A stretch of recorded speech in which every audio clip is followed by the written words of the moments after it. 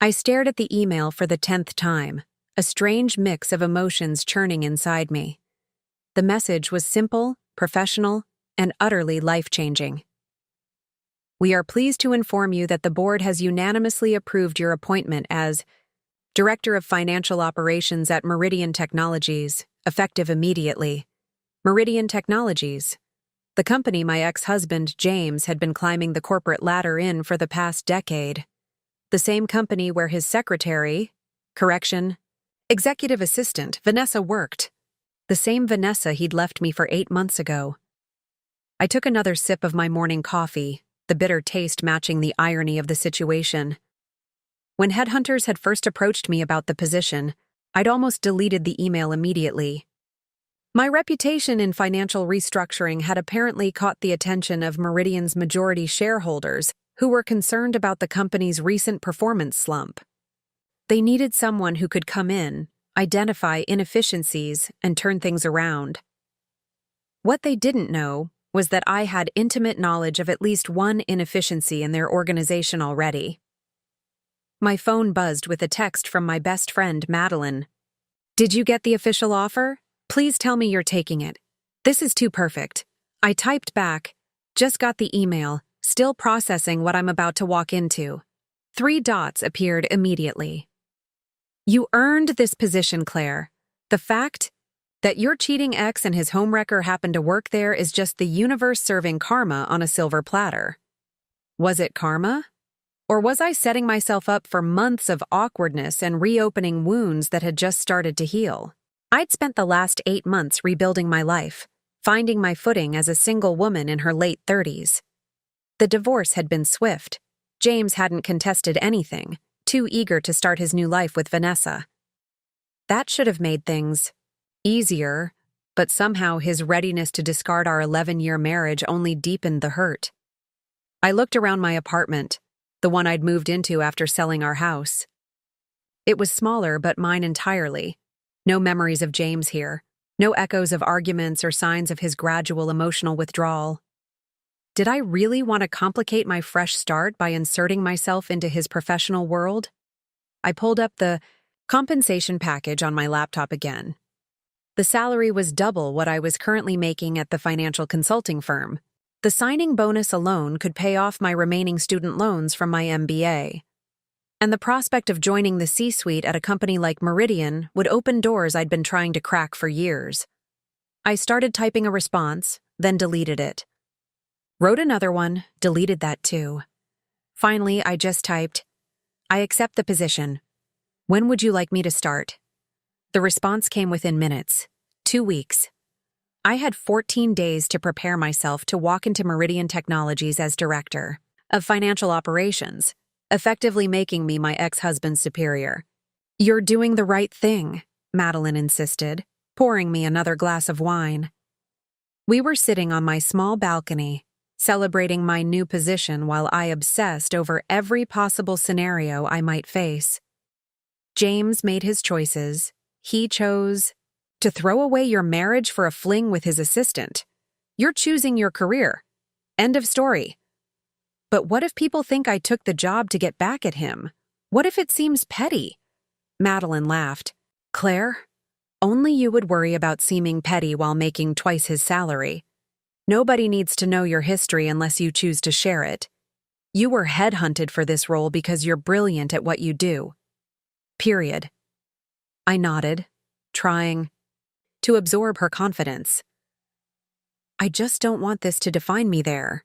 I want to be known for my work, not as James's ex-wife who swooped in to outrank him." "Then make sure your work is so exceptional that's all anyone can talk about," she replied simply. She made it sound easy. But the reality was more complicated. I knew enough about Meridian from James to understand the challenges ahead. The company had expanded too rapidly, acquiring smaller tech firms without proper integration. Their financial reporting was fragmented, making it difficult to identify where the bleeding was happening. And from what the board had shared, there was significant bleeding. I pulled out my tablet and showed Madeline the notes I'd been making. "Look at their acquisition history.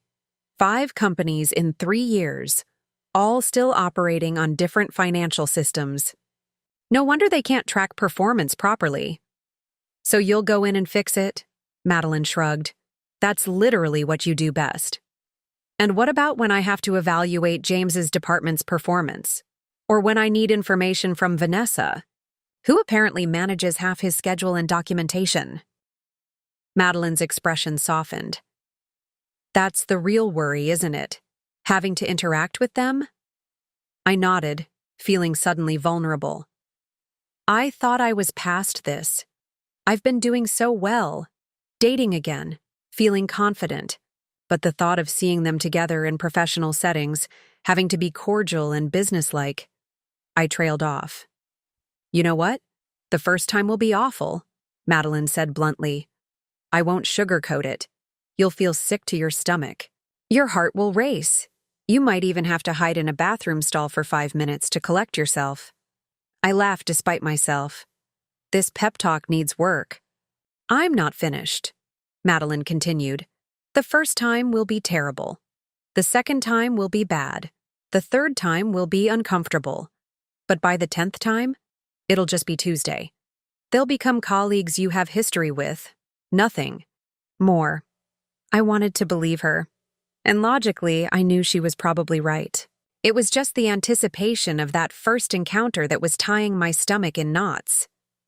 Besides, Madeline added with a mischievous grin, imagine his face when he realizes his ex-wife is now essentially his boss. That moment alone might be worth any awkwardness. I shook my head but couldn't help smiling. That's not why I'm taking this job. Of course not. You're taking it because it's an amazing opportunity that you've earned through hard work and talent. The look on James's face is just a bonus feature. I raised my glass. To new beginnings, then, and to facing the past without letting it dictate my future. Madeline clinked her glass against mine. And to James, finally realizing exactly what he gave up. As we drank, I tried to focus on the challenge ahead rather than the personal complications. I had 2 weeks to prepare for the biggest professional step of my career. 2 weeks until I walked into Meridian Technologies and changed the trajectory of my life. And perhaps, unwittingly, James's too. The morning of my first day at Meridian arrived with an unseasonable downpour. I stood in front of my closet, scrutinizing my options with more care than I'd taken in years. The charcoal pantsuit was too severe, the navy dress perhaps too casual. I finally settled on a tailored black suit with a deep burgundy blouse, powerful, professional, but not trying too hard. I'd spent the previous 2 weeks immersed in Meridian's financial reports and organizational charts.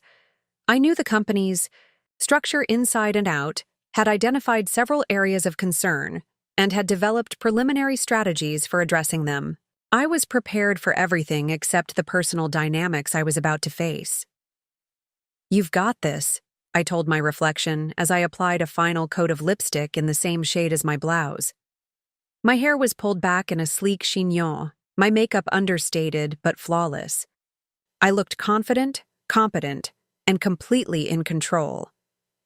The knot in my stomach suggested otherwise. The rain had slowed to a drizzle by the time my hired car pulled up to Meridian's gleaming headquarters. The building was impressive. 20 stories of glass and steel in downtown Boston's financial district. I'd been here once before, years ago, for a company holiday party when James and I were still married. I remembered feeling proud watching him network, thinking about our future together. The irony wasn't lost on me as I stepped through the revolving doors alone. Good morning, I'm Claire Reynolds, I told the security guard at the reception desk. Today is my first day as Director of Financial Operations. His eyebrows lifted slightly at my title. Yes, Ms. Reynolds. Mr. Patterson from HR is coming down to meet you. I nodded and stepped aside, taking in the bustling lobby. Employees hurried through security, coffees in hand, heading to elevators. I wondered if James was already upstairs. If he knew today was my start date. If anyone had thought to inform him who the new financial director would be. Claire! A man's voice caught my attention. I turned to see a tall, athletically built man in his late 40s approaching with a warm smile. "Welcome to Meridian. I'm Kevin Patterson, head of HR. We're thrilled to have you joining us." His handshake was firm, his manner welcoming without being overly familiar. I liked him immediately. "Thank you for meeting me, Kevin. I'm excited to get started. Let me get you your access badge and then we'll head upstairs. The executive team is eager to meet you." He guided me to a small office off the lobby where my photo was taken and an ID badge quickly produced. As we rode the elevator to the 18th floor, Kevin gave me a brief rundown of my day. "We've scheduled a welcome breakfast with the C-suite at 9, followed by a tour of the facilities. After lunch, you'll meet with the financial team for a preliminary assessment, and we've set up your office so you can get settled in." "Sounds perfect," I said, mentally calculating the likelihood of running into James. His department, product development, was on the 15th floor according to the organizational chart I'd studied. Our paths wouldn't necessarily cross today if he stayed in his designated area. Our Part 3. The elevator doors opened to a reception area more elegantly appointed than the general lobby. The 18th floor housed the executive offices and my new territory. "Claire, welcome." A distinguished-looking man in his 60s approached as we stepped off the elevator. "I'm Charles Wilkins, CEO. We spoke on the video call during your interviews." "Of course, Mr. Wilkins. It's good to meet you in person," I replied, shaking his hand. "Please, it's Charles. We're delighted to have someone of your caliber joining our team, especially given the challenges we're facing." Kevin guided me through introductions to the rest of the C-suite who had gathered in the conference room. There was Diana Chen, Chief Technology Officer, Marcus Rivera, Chief Marketing Officer, and several others whose names and titles I carefully committed to memory. Everyone was welcoming, though I could sense an undercurrent of tension. This wasn't just a courtesy meeting, they were sizing me up, wondering if I could help solve their financial problems. "We've prepared a brief overview of our current situation," Charles said once we were seated with coffee and pastries. "I believe you've already reviewed most of this information, but we wanted to ensure we're all aligned on the challenges ahead." Diana pulled up a presentation on the large screen. The graphs confirmed what I'd already discovered in my preparation. Meridian had been bleeding money for the past 3 quarters, despite record product launches. Their acquisitions were draining resources rather than adding value, and their overhead costs had ballooned beyond sustainable levels. "What's not reflected in these numbers," Charles added grimly, "is that we're facing pressure from our major investors. If we don't show significant improvement by the end of this quarter, we may be looking at a hostile takeover attempt." That was new information. The stakes were even higher than I'd realized. "I understand," I said, leaning forward. "Based on my preliminary analysis, I've identified several areas for immediate action. The most pressing is consolidating your financial systems. You can't manage what you can't measure, and right now you have 5 different companies operating, essentially as separate entities under the Meridian umbrella." The executives exchanged glances. I continued, outlining my initial strategy for financial restructuring, cost-cutting that wouldn't compromise innovation, and establishing metrics that would give us real-time insight into performance. By the time I finished, the mood in the room had shifted. There was still tension, but now it was mixed with something else, cautious hope. "This is exactly why we brought you on, Claire," Charles said approvingly. "How quickly can you implement these changes?" "I'll need to meet with the financial team today and assess our resources. By the end of the week, I should have a detailed timeline and action plan." "Excellent," Charles stood, signaling the end of the meeting. "Kevin will show you to your office and make sure you have everything you need. We'll reconvene on Friday to review your plan." As the room cleared, Diana Chen lingered behind. "Your reputation precedes you," she said quietly. "But I have to admit, I'm still impressed. Not many people can walk into a situation this complex and immediately identify actionable solutions." "Thank you," I replied, genuinely appreciative of her candor. Though I should warn you, implementing those solutions won't be painless. We'll need to make some difficult decisions in the coming weeks. Diana nodded grimly. Better some controlled pain now than catastrophic failure later. Kevin appeared at the door. Ready for the tour, Claire? As we walked through the executive floor, he showed me the various departments and introduced me to key personnel. My office was spacious, with floor-to-ceiling windows overlooking the city. A nameplate was already on the door. Claire Reynolds, Director of Financial Operations. This should have everything you need, but let me know if there's anything else we can provide, Kevin said. Your assistant Michael will be here shortly to help you get set up.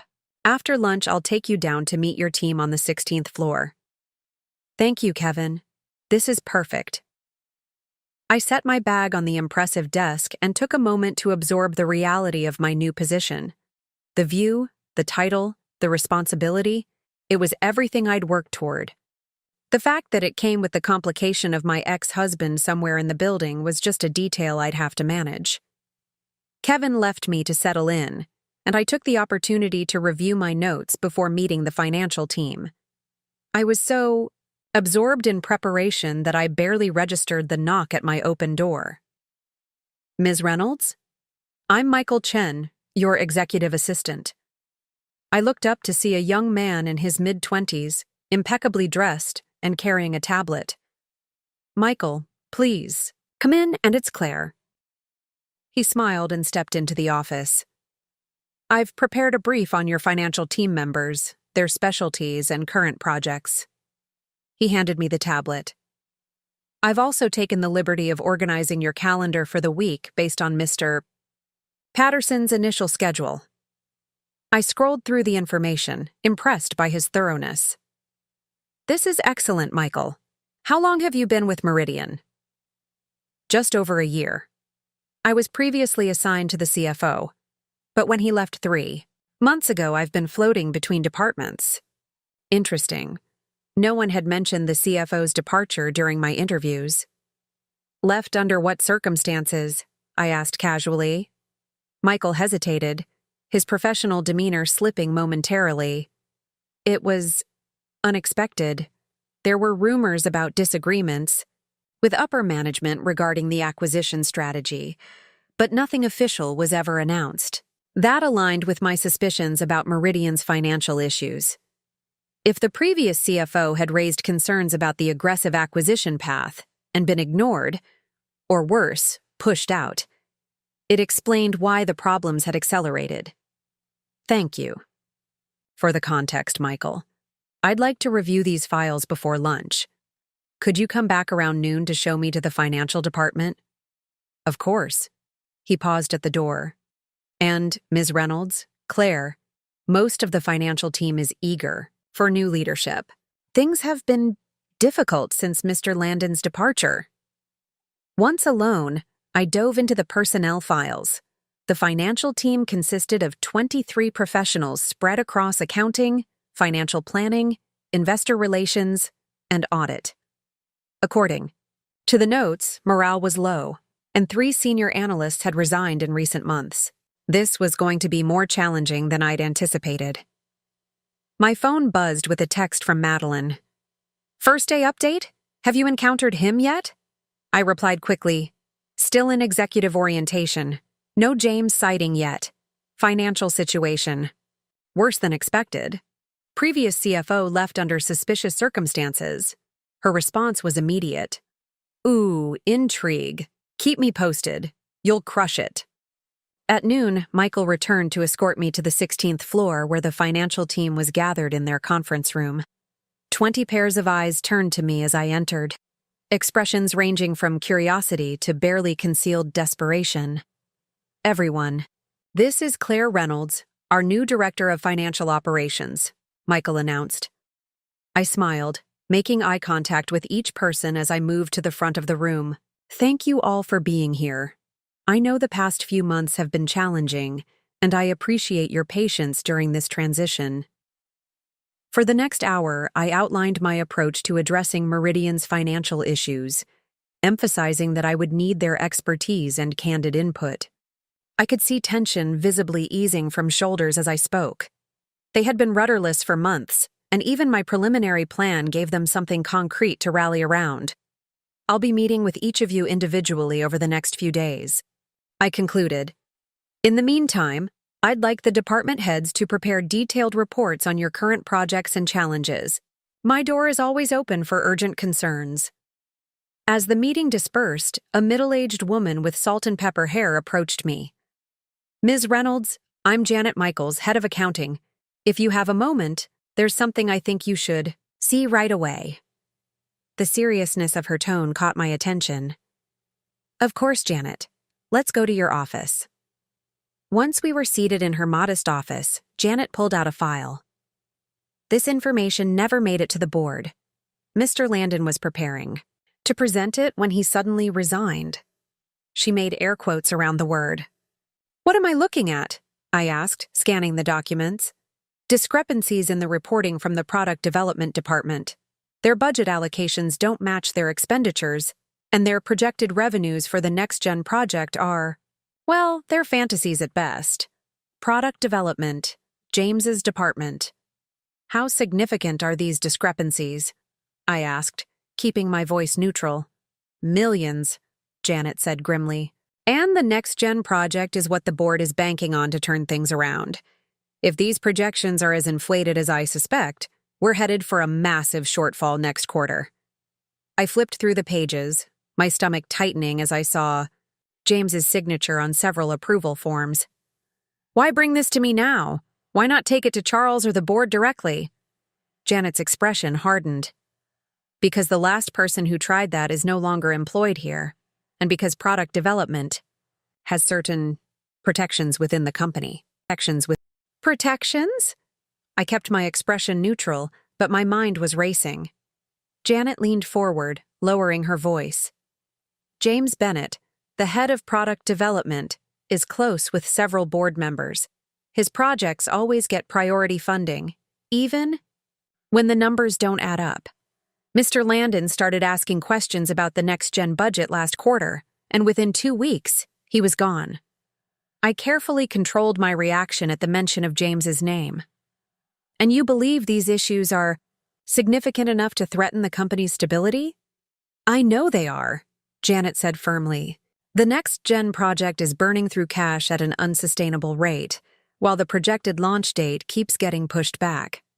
Meanwhile, we've been told to adjust our financial forecasts to accommodate their updated timeline without asking questions. I nodded slowly, processing this information.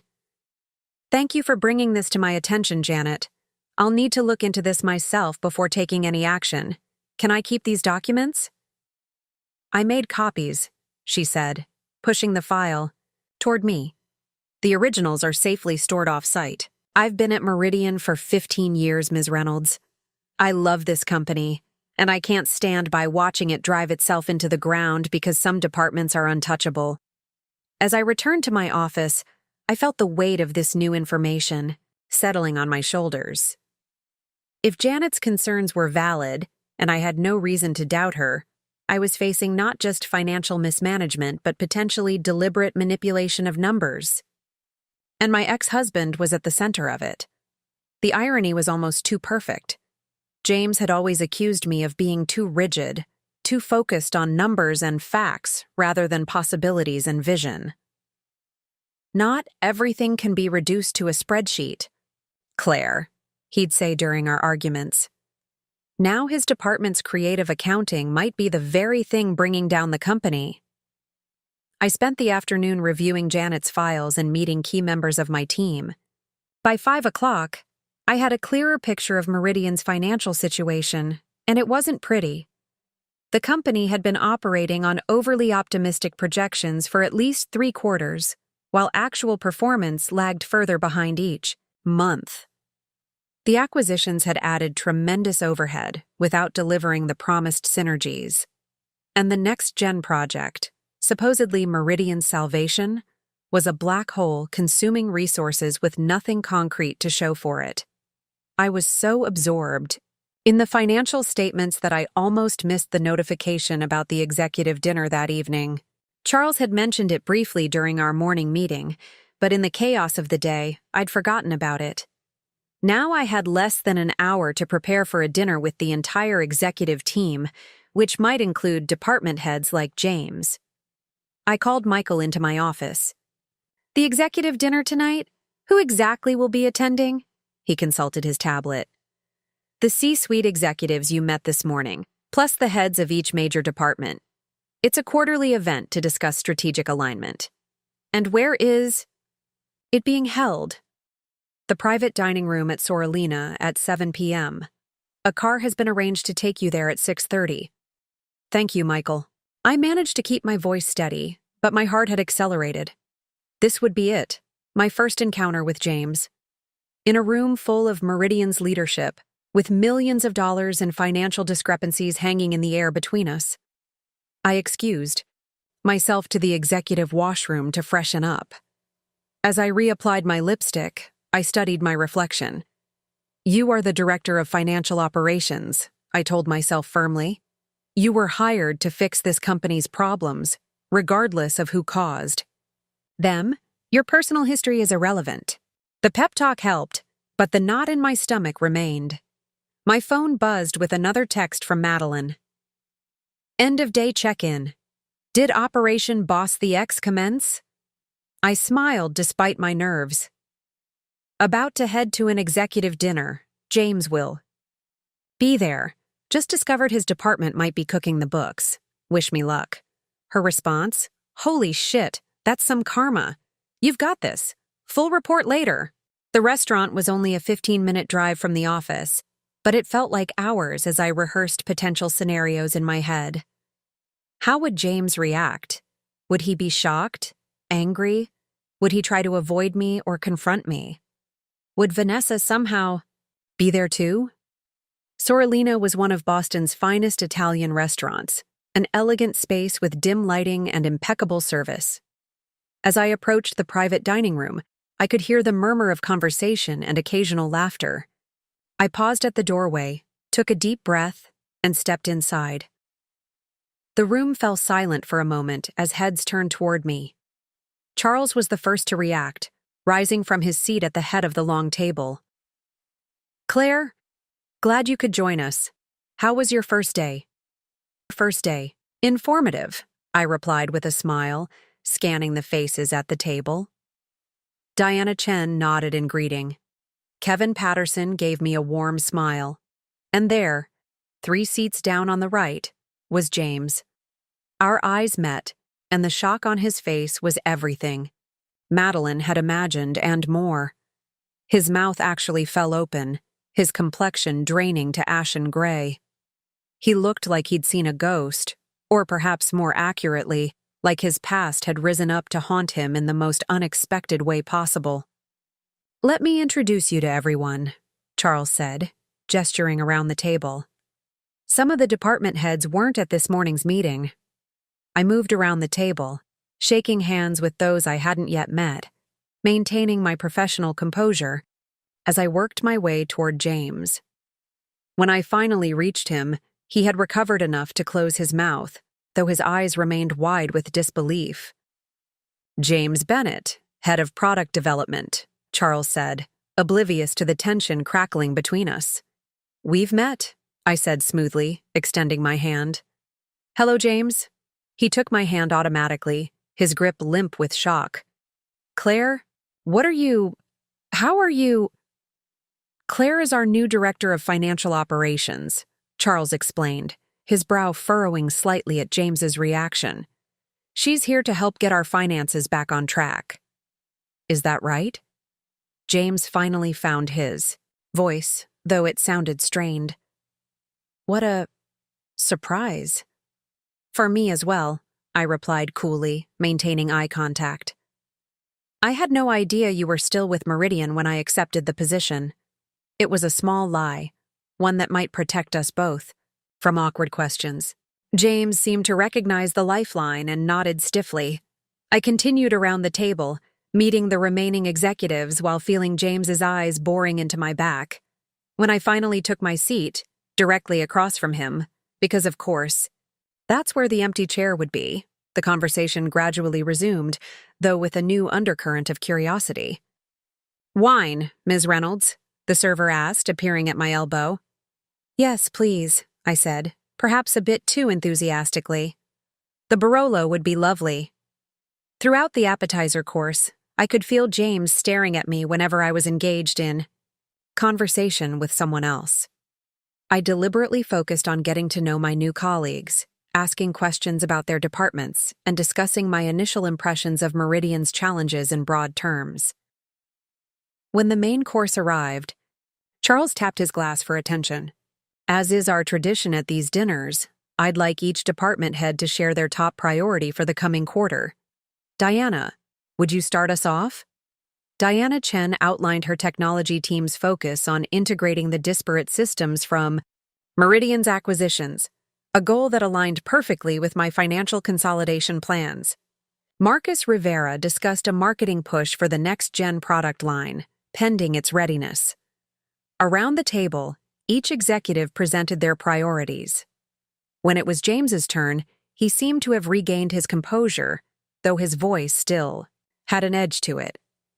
"Product development continues to focus on the next-gen platform. We've made significant progress despite some technical challenges, and expect to have a beta version ready for limited customer testing by quarter end." Given what I'd learned from Janet earlier, I knew this timeline was likely fictional. The financial reports indicated the project was nowhere near that milestone. But I kept my expression neutral, making a mental note to dig deeper into the specific technical challenges he mentioned. "Claire," Charles turned to me, "I know it's only your first day, but perhaps you could share your initial priorities?" All eyes turned to me, including James's wary gaze. "My immediate focus is on establishing accurate financial reporting across all departments," I said, choosing my words carefully. "We need a clear picture of our current position before we can make strategic decisions about our path forward. I'll be working closely with each of your teams to understand your financial needs and constraints." I paused, then added, "Transparency is going to be essential. No surprises, no hidden costs, no optimistic projections that can't be supported by data. It's the only way we'll navigate through the current challenges." James shifted uncomfortably in his seat. Charles nodded approvingly. "Well said. Financial discipline is exactly what Meridian needs right now." The conversation moved on, but the tension between James and me remained palpable. When dinner concluded around 9, people began to say their goodbyes. I deliberately engaged Diana in conversation about her integration plans, hoping to avoid a direct confrontation with James. But as I gathered my purse to leave, I felt a hand on my arm. "Claire," James said quietly, "can we talk? Privately?" I stared at his hand on my arm, then back at his face. Part of me wanted to refuse, to walk away and establish clear professional boundaries from the start. But another part, the practical, strategic part, knew that addressing our personal history in private was probably the wisest course. "Fine, 5 minutes," I said, keeping my voice low. We found a quiet alcove near the restaurant's coat check, far enough from the departing executives to avoid being overheard. James ran a hand through his hair, a nervous gesture I remembered. "Well, from our marriage." "What the hell, Claire?" he finally said. "You took a job at Meridian knowing I work here? Was this your plan all along?" I raised an eyebrow. "My plan? I was headhunted for this position based on my professional qualifications. The fact that you work here is an unfortunate coincidence." "Unfortunate," he repeated, his expression darkening. "So this isn't some elaborate revenge scheme?" "Believe it or not, James, my career decisions aren't centered around you anymore." The words came out sharper than I intended. I took this job because it's an incredible opportunity. I'm here to fix Meridian's financial problems, not to complicate your life, he scoffed. "You have no idea what you're walking into. Meridian's issues are complex." "I'm well aware of the complexity," I interrupted. "The acquisitions, the fragmented reporting systems, The unexplained departure of the previous CFO, the discrepancies in departmental budgets, particularly in product development. His eyes narrowed at the last part. You've been here one day. You can't possibly understand. I understand numbers, James. Always have. It's what you used to appreciate about me, remember? Before it became a liability to your visionary thinking. Low blow, perhaps, but I couldn't help myself. He had the grace to look slightly ashamed. Look, I continued, softening my tone. We're both professionals. I'm not here to undermine you or settle old scores. I'm here to do my job. If your department's finances are in order, you have nothing to worry about. A flicker of something, concern, guilt, crossed his face. And what about personal matters? Are you planning to tell everyone about our history? I sighed. No. James, I have no interest in office gossip. As far as I'm concerned, we're former acquaintances who can maintain a professional relationship. Though I suggest you inform Vanessa before she hears it elsewhere. I imagine it will be quite a shock.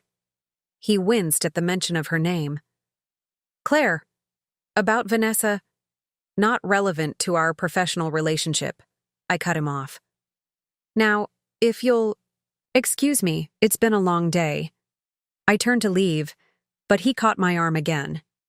The next-gen project is critical to Meridian's future. Whatever you think you found in the financial reports is a matter for official review, I finished for him. Good night, James. I walked away, my heart pounding but my exterior calm. The car that had brought me was waiting outside, and I sank into the back seat with relief. Only then did my hands begin to shake slightly, reaction from the adrenaline of confronting James after months of silence. I pulled out my phone to text Madeline. Survived first encounter.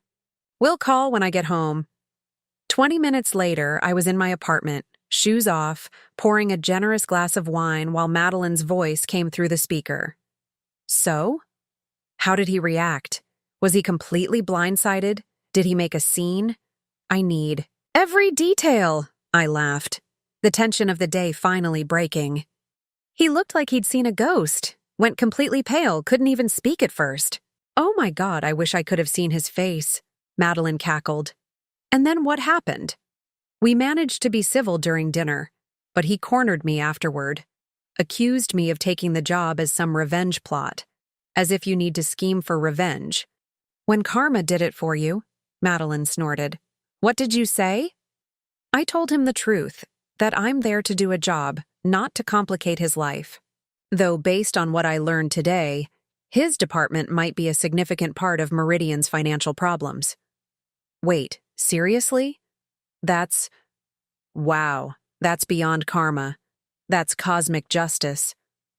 I sighed, sinking onto my couch. It's not justice, yet. Just suspicions based on preliminary reports. I need to investigate further before making any conclusions. Always the thorough professional, Madeline teased. But seriously, are you okay? It must have been intense seeing him again. I considered. The question, honestly. It was less devastating than I expected. 8 months ago, I couldn't imagine being in the same room with him without falling apart. Today, I looked him in the eye and felt nothing. No pain, no lingering attachment, just the awkwardness of a complicated professional situation. That's progress, Madeline said warmly. Huge progress. I suppose it is, I agreed. Though I'm more concerned about what I might find when I dig deeper into his department's finances. If Janet's suspicions are correct, this could get ugly. Fast. One day at a time, Madeline advised. For now, celebrate surviving day one and the priceless look on James's face when he realized his ex-wife is his new boss.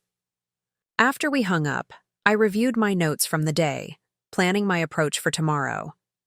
I needed to be strategic, thorough in my investigation, but cautious about creating unnecessary conflict. If James's department was indeed misrepresenting their finances, I needed irrefutable evidence before taking action. The next morning, I arrived at the office early, determined to get ahead of the day. I was surprised to find Michael already at his desk outside my office. "Good morning, Claire," he greeted me. "I've prepared the files you requested on the acquisition history and department budget allocations." "Thank you, Michael. You're here early." He smiled. "I like to get a head start. I've also taken the liberty of arranging meetings with each of your direct reports today and the heads of the acquired companies tomorrow." I nodded appreciatively. "Perfect. Could you also pull the complete project files for the next-gen platform? All financial projections, budget requests, expenditure reports, and milestone tracking for the past year." If Michael was surprised by the request, he didn't show it. "I'll have those for you by noon." I spent the morning meeting with my financial team leaders, getting a clearer picture of Meridian's operations and the challenges they faced. The more I learned, the more concerned I became. The financial tracking systems were even more fragmented than I'd initially realized, making it nearly impossible to get an accurate view of company-wide performance. Around 11, Diana Chen stopped by my office. "Got a minute? I wanted to discuss the system integration plan." "Of course, come in," I welcomed her, grateful for the interruption from the concerning financial reports I'd been reviewing. Diana closed the door behind her and took a seat. "I noticed your interest in our technology infrastructure yesterday. The truth is, I've been pushing for integrated financial systems for over a year, but kept hitting roadblocks." "What kind of roadblocks?" I asked. "Budget constraints, supposedly, though certain other departments never seem to face the same limitations." Her tone made it clear which department she meant. "There's also been resistance to increased financial transparency. Some department heads prefer maintaining their separate systems." "Because it makes it harder to track their actual spending?" I concluded. Diana nodded. "Exactly. I have a complete proposal for consolidating our financial tracking systems across all departments and acquisitions. It would give us real-time visibility into company-wide performance." "I'd love to see it," I said eagerly. She handed me a thumb. "Drive." "It's all here. The technology exists in-house already. We just need authorization to implement it." After Diana left, I reviewed her proposal. It was exactly what Meridian needed, a unified system that would eliminate the information silos between departments and provide accurate, timely financial reporting. I couldn't help wondering why the previous CFO hadn't pushed this forward. At noon, Michael arrived with the next-gen project files. "These required special clearance," he mentioned as he placed the thick folders on my desk. "Product development doesn't usually share their detailed projections outside the department." "I imagine they don't," I murmured. "Thank you, Michael." I spent my lunch hour poring over the next-gen documents. The project was supposedly Meridian's next big breakthrough, a comprehensive platform that would integrate all their existing products into a seamless ecosystem for enterprise customers. The projected revenues were staggering, but the timeline and cost structure raised immediate red flags.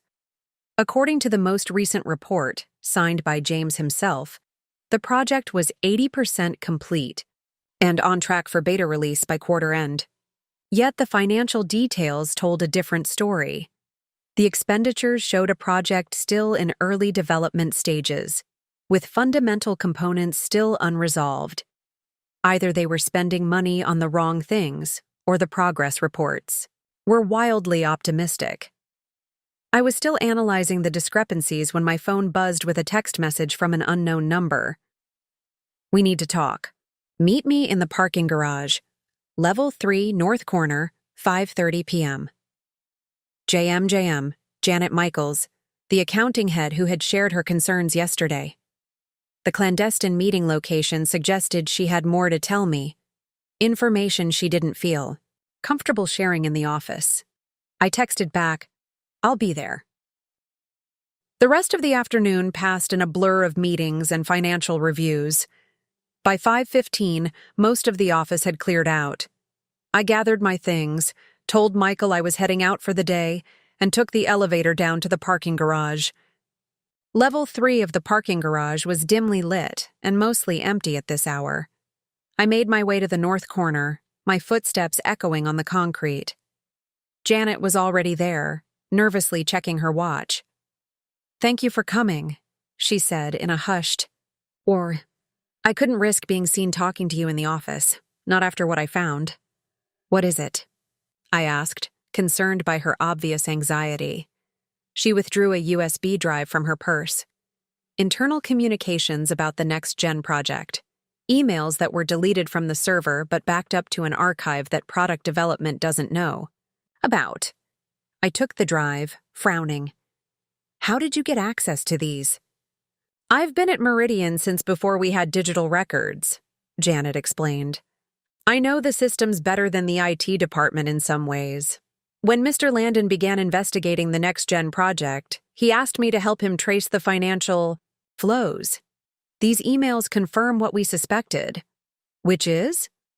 Janet looked around nervously before lowering her voice further. "The next-gen platform is nowhere near completion. The progress reports to the board have been fabricated for at least 2 quarters. And the budget?" She shook her head. "Millions have been diverted to subsidiary contractors with no deliverables to show for it." This was more serious than I'd anticipated. "These are serious allegations, Janet. If true, we're talking about potential fraud." "I know," she nodded, grimly. "That's why Mr. Landon was preparing to take this to the board. The day before his presentation, he was called into Charles's office. He never even came back to clear his desk." I weighed the USB drive in my palm, considering the implications. Why take this risk? Why not go to Charles yourself? Janet's expression hardened. "Because I believe Charles already knows. Or at least, suspects. The question is whether he's complicit or just willfully ignorant. And why trust me? You barely know me. Because you're new, uncompromised. And from your questions yesterday, I sensed you're not afraid to challenge the status quo. Also," she added with a slight smile, "your reputation precedes you. Your work at Hamilton Financial turning around failing companies is well known in financial circles." I nodded slowly. "I'll review these files tonight. If what you're saying is accurate—" "It is," she insisted. "Then we'll need to proceed very carefully. This kind of situation could devastate Meridian if not handled properly." Janet seemed to relax slightly. "That's all I ask. That someone finally looks at the evidence objectively." As she turned to leave, I had a sudden thought. "Janet, how much do you know about the circumstances of Mr. Landon's departure?" She paused. "Only that he was escorted out by security the same day. The official story was personal reasons, but everyone in finance knew it was because he was asking too many questions. After our meeting, I drove home with the USB drive burning a hole in my purse. If Janet was right, I had potentially explosive information about financial improprieties at Meridian involving the department my ex-husband ran. The personal and professional implications were staggering. At home, I poured myself a glass of wine and inserted the drive into my personal laptop, not the company-issued one. The files were organized chronologically, starting from about a year ago when the next-gen project first received major funding approval. The early emails were ordinary, project communications, but about 6 months in, the tone began to change. There were messages between James and other product development leaders discussing adjusting timelines and managing board expectations. Then came budget requests with inflated projections and vague deliverables. Most damning were emails from 3 months ago, when it became clear the next-gen architecture had fundamental flaws that would require a significant redesign. Instead of reporting this to the board, James and his team decided to maintain the narrative of progress while trying to solve the problems quietly.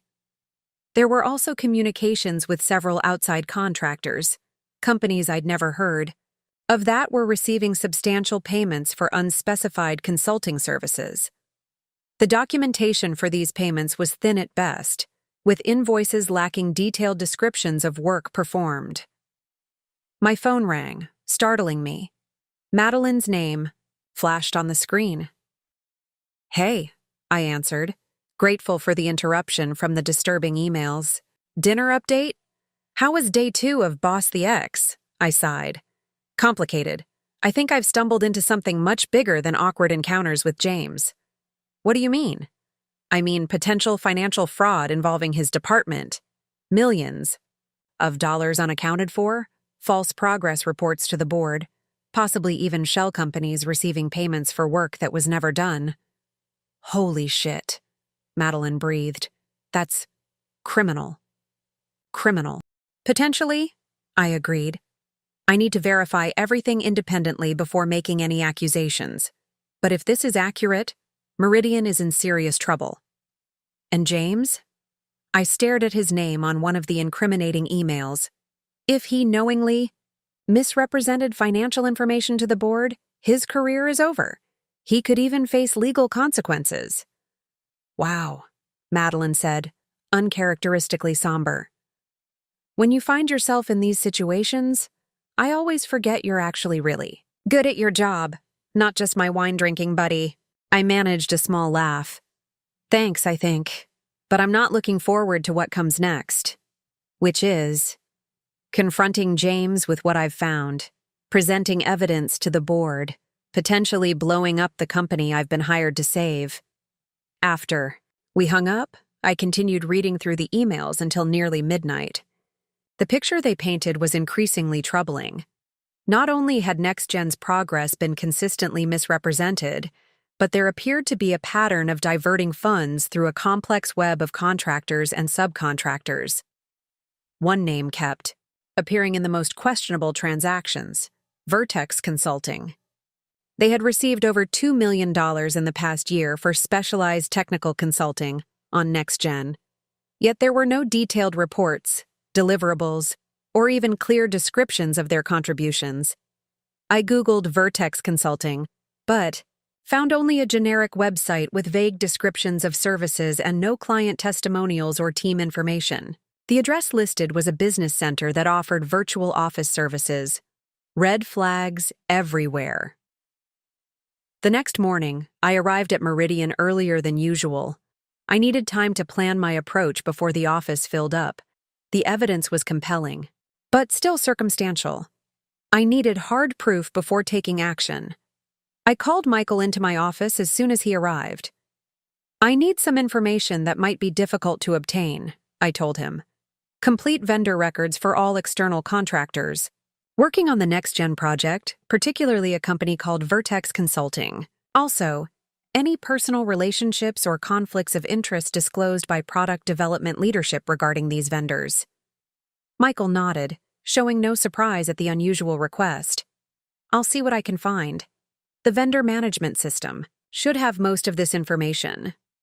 One more thing, I added. This needs to stay between us for now. If anyone asks, we're conducting a routine vendor audit across all departments. Understood, he said, and I got the sense this wasn't the first time he'd been asked to be discreet. I spent the morning in scheduled meetings with the heads of Meridian's acquired companies. As I'd suspected, each was still operating largely, independently, with their own financial systems and processes. The lack of integration was creating massive inefficiencies and making it nearly impossible to get an accurate picture of Meridian's overall financial health. Between meetings, I checked in with Michael about the vendor records. Still working? On it, he reported. There are some unusual access restrictions on certain contractors, including Vertex. I've requested override authorization from IT. By lunchtime, I had a clearer understanding of Meridian's structural issues, but was growing. Increasingly concerned about the NextGen situation. I needed to confront James, but wanted more concrete evidence first. I was reviewing acquisition integration scenarios when Charles appeared in my doorway. Got a minute, Claire? Of course, I said, gesturing to the chair across from my desk.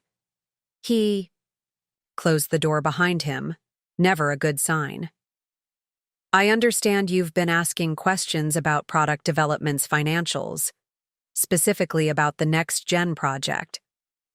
My guard immediately went up. Yes, as part of my comprehensive financial review. Is there a problem? Charles leaned forward, his expression serious. NextGen is extremely sensitive. It's the future of Meridian, and the board is watching its progress closely. Any suggestion that the project is in trouble could spook our investors. I'm aware of its importance, I replied carefully. That's precisely why I need to understand the financial details thoroughly. James expressed some concerns about your requests for access to their internal project documents. Charles continued. He feels you may be targeting his department unfairly. Of course he would play that card. I'm reviewing all departments equally, I said evenly. Financial transparency is essential if we're going to address Meridian's current challenges. Charles studied me for a moment. You and James have history, don't you? The question caught me off guard. What do you mean? I did some research after noticing the tension between you at dinner. You were married. I kept my expression neutral. Yes, we were. It ended 8 months ago. But I assure you, that has no bearing on my professional assessment of his department's finances. I didn't mention this to the board when recommending your hire, Charles said. I wasn't aware of the connection. Some might see it as a conflict of interest. Was that a threat? Or they might see it as me being uniquely qualified to identify issues others have missed, I countered.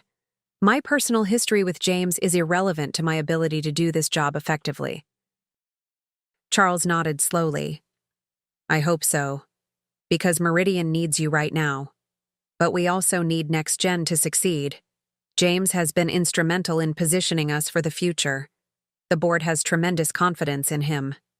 As they should in all their senior leaders, I replied, which is why complete financial transparency benefits everyone. No successful project should fear scrutiny. Charles's expression hardened slightly.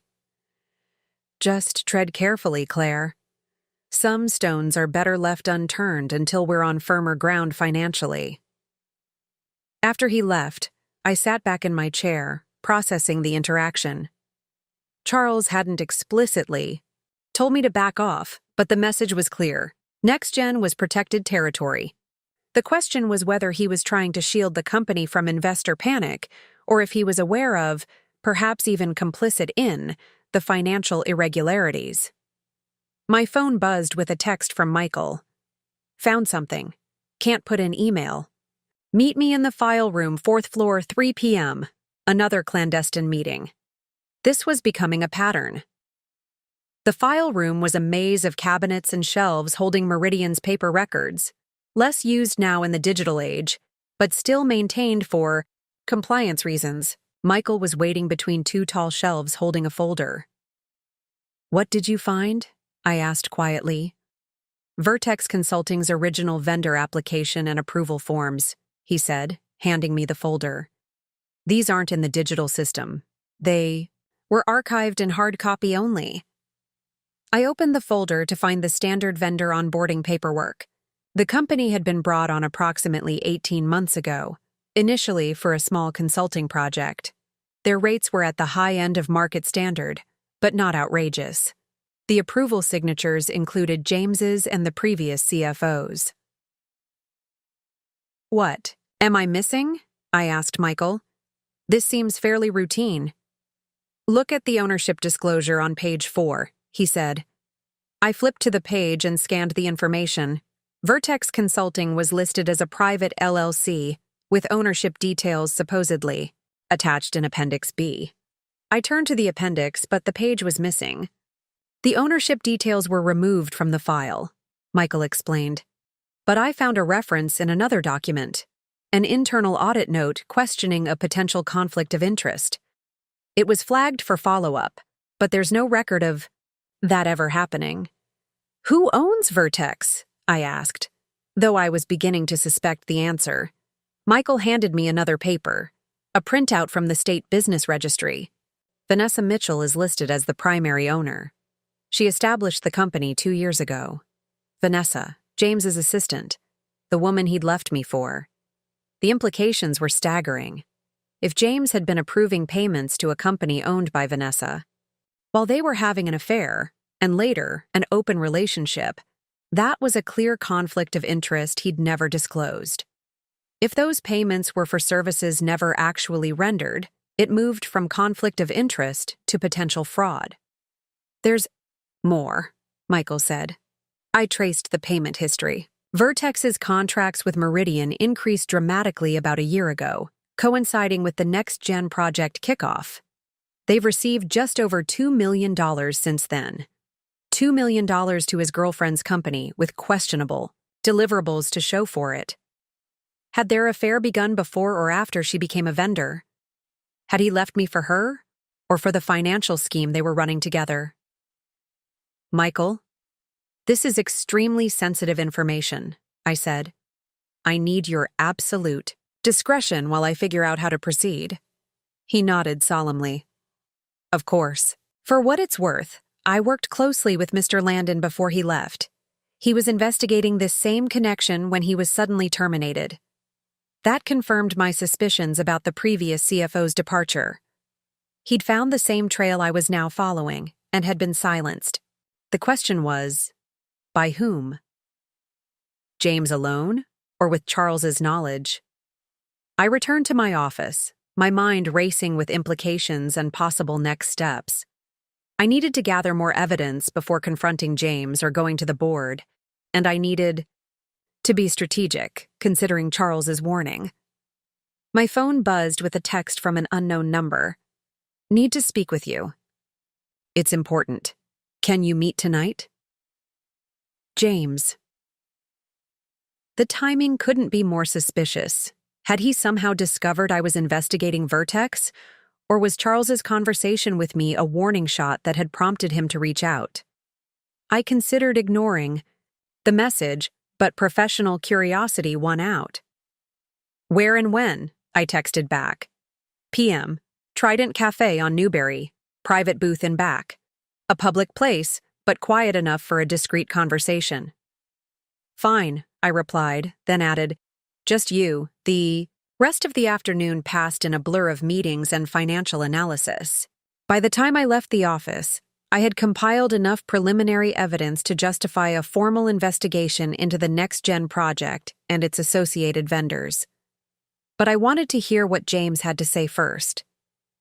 Trident Cafe was a bookstore, coffee shop with a loyal local following.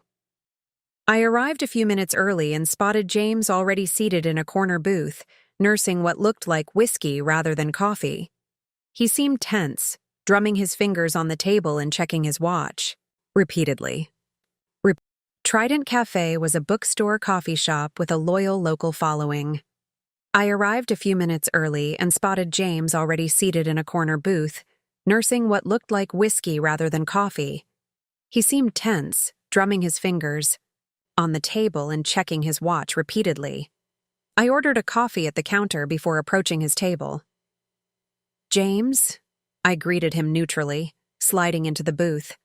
He looked up, his expression a mix of emotions I couldn't quite decipher.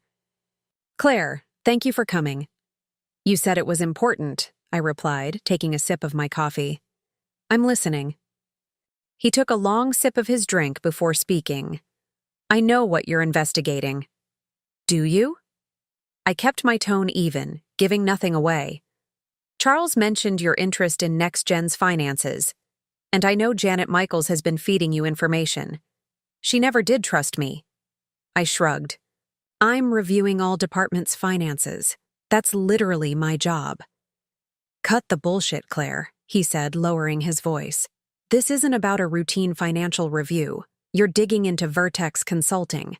So he knew. Should I not be, James? Glanced around to ensure no one was within earshot. "You have no idea how complicated this situation is. There are aspects of Meridian's operations you don't understand yet." "Then enlighten me," I challenged. "Explain why a company owned by your girlfriend has received over $2 million for vaguely defined consulting services on a project that's supposedly 80% complete, but shows all the financial indicators of being in early development." His jaw tightened. You've been busy. Again, it's my job. James leaned forward. What do you want, Claire? Is this your revenge for our marriage? For Vanessa? I felt a flash of genuine anger. Do you really think I'm that petty? That I'd sabotage my own career to get back at you? I was hired to fix Meridian's financial problems. That's exactly what I'm doing. Even if it means destroying the company in the process, because that's what will happen if you take this to the board. NextGen is all that's keeping our stock price afloat right now. If investors get wind that the project is delayed or over budget, they'll bail. Meridian will tank. So you admit there are problems with NextGen?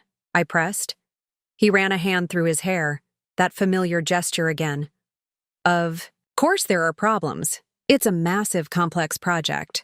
We've hit some technological roadblocks that we're working through, but the core concept is sound, and we will deliver. That's not what your financial reports indicate, I countered, and it doesn't explain the payments to Vertex. James took another drink, avoiding my gaze. Vanessa's company provides legitimate consulting services. She has expertise in UX design that's been valuable to the project. $2 million worth of UX design? On a project that can't even progress to beta testing because of fundamental architecture issues? His head snapped up. How do you know about the architecture issues? I'm very good at my job, James. Always have been. He was silent for a moment, studying me with a mixture of frustration and something that looked almost like respect. Vanessa doesn't know, he finally said quietly. Doesn't know what? About us. That you're my ex-wife. I haven't told her yet. The revelation caught me off guard. It's been 2 days, James. You've had plenty of time. He looked down at his glass. I know. I kept thinking I'd find the right moment, but then I realized you were investigating Vertex and it complicated things. I wonder why, I said sarcastically. James sighed deeply. Look, Claire, I'm asking you, professionally and personally, to give me some time. Let me get NextGen back on track. Let me sort out the Vertex situation. Don't go to the board yet. You want me to ignore potential financial fraud? I want you to understand the full picture before you make accusations that could destroy the company and dozens of careers along with it, including yours. Was that a threat? 2 weeks, he continued. Give me 2 weeks to show you the actual progress we've made on NextGen, to explain the Vertex relationship properly with full documentation. I considered his request. 2 weeks would give me more time to gather evidence and build a comprehensive case, if necessary. But it might also give James time to cover his tracks or construct a more convincing narrative. 1 week, I countered, and in the meantime, all payments to Vertex are frozen. James grimaced but nodded. Fine. 1 week, payments frozen. But you come to product development tomorrow for a complete demonstration of NextGen's current status. You need to see what we've actually accomplished. I'll be there, I agreed. 9 a.m., and I'll expect complete financial transparency. He relaxed slightly.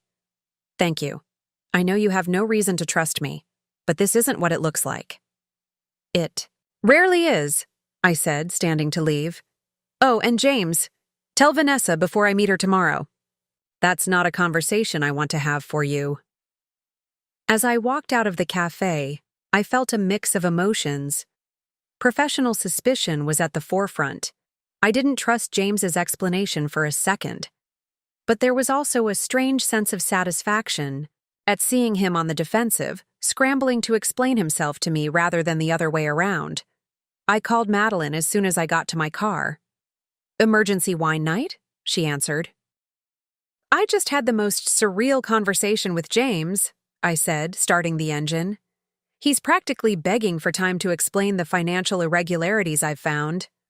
Which means you're onto something big, Madeline concluded. Are you going to give him the time? A week. Mostly because it serves my purposes too. I need more evidence before going to the board. And because part of you is enjoying watching him squirm, she added knowingly. I smiled despite myself. Maybe a small part.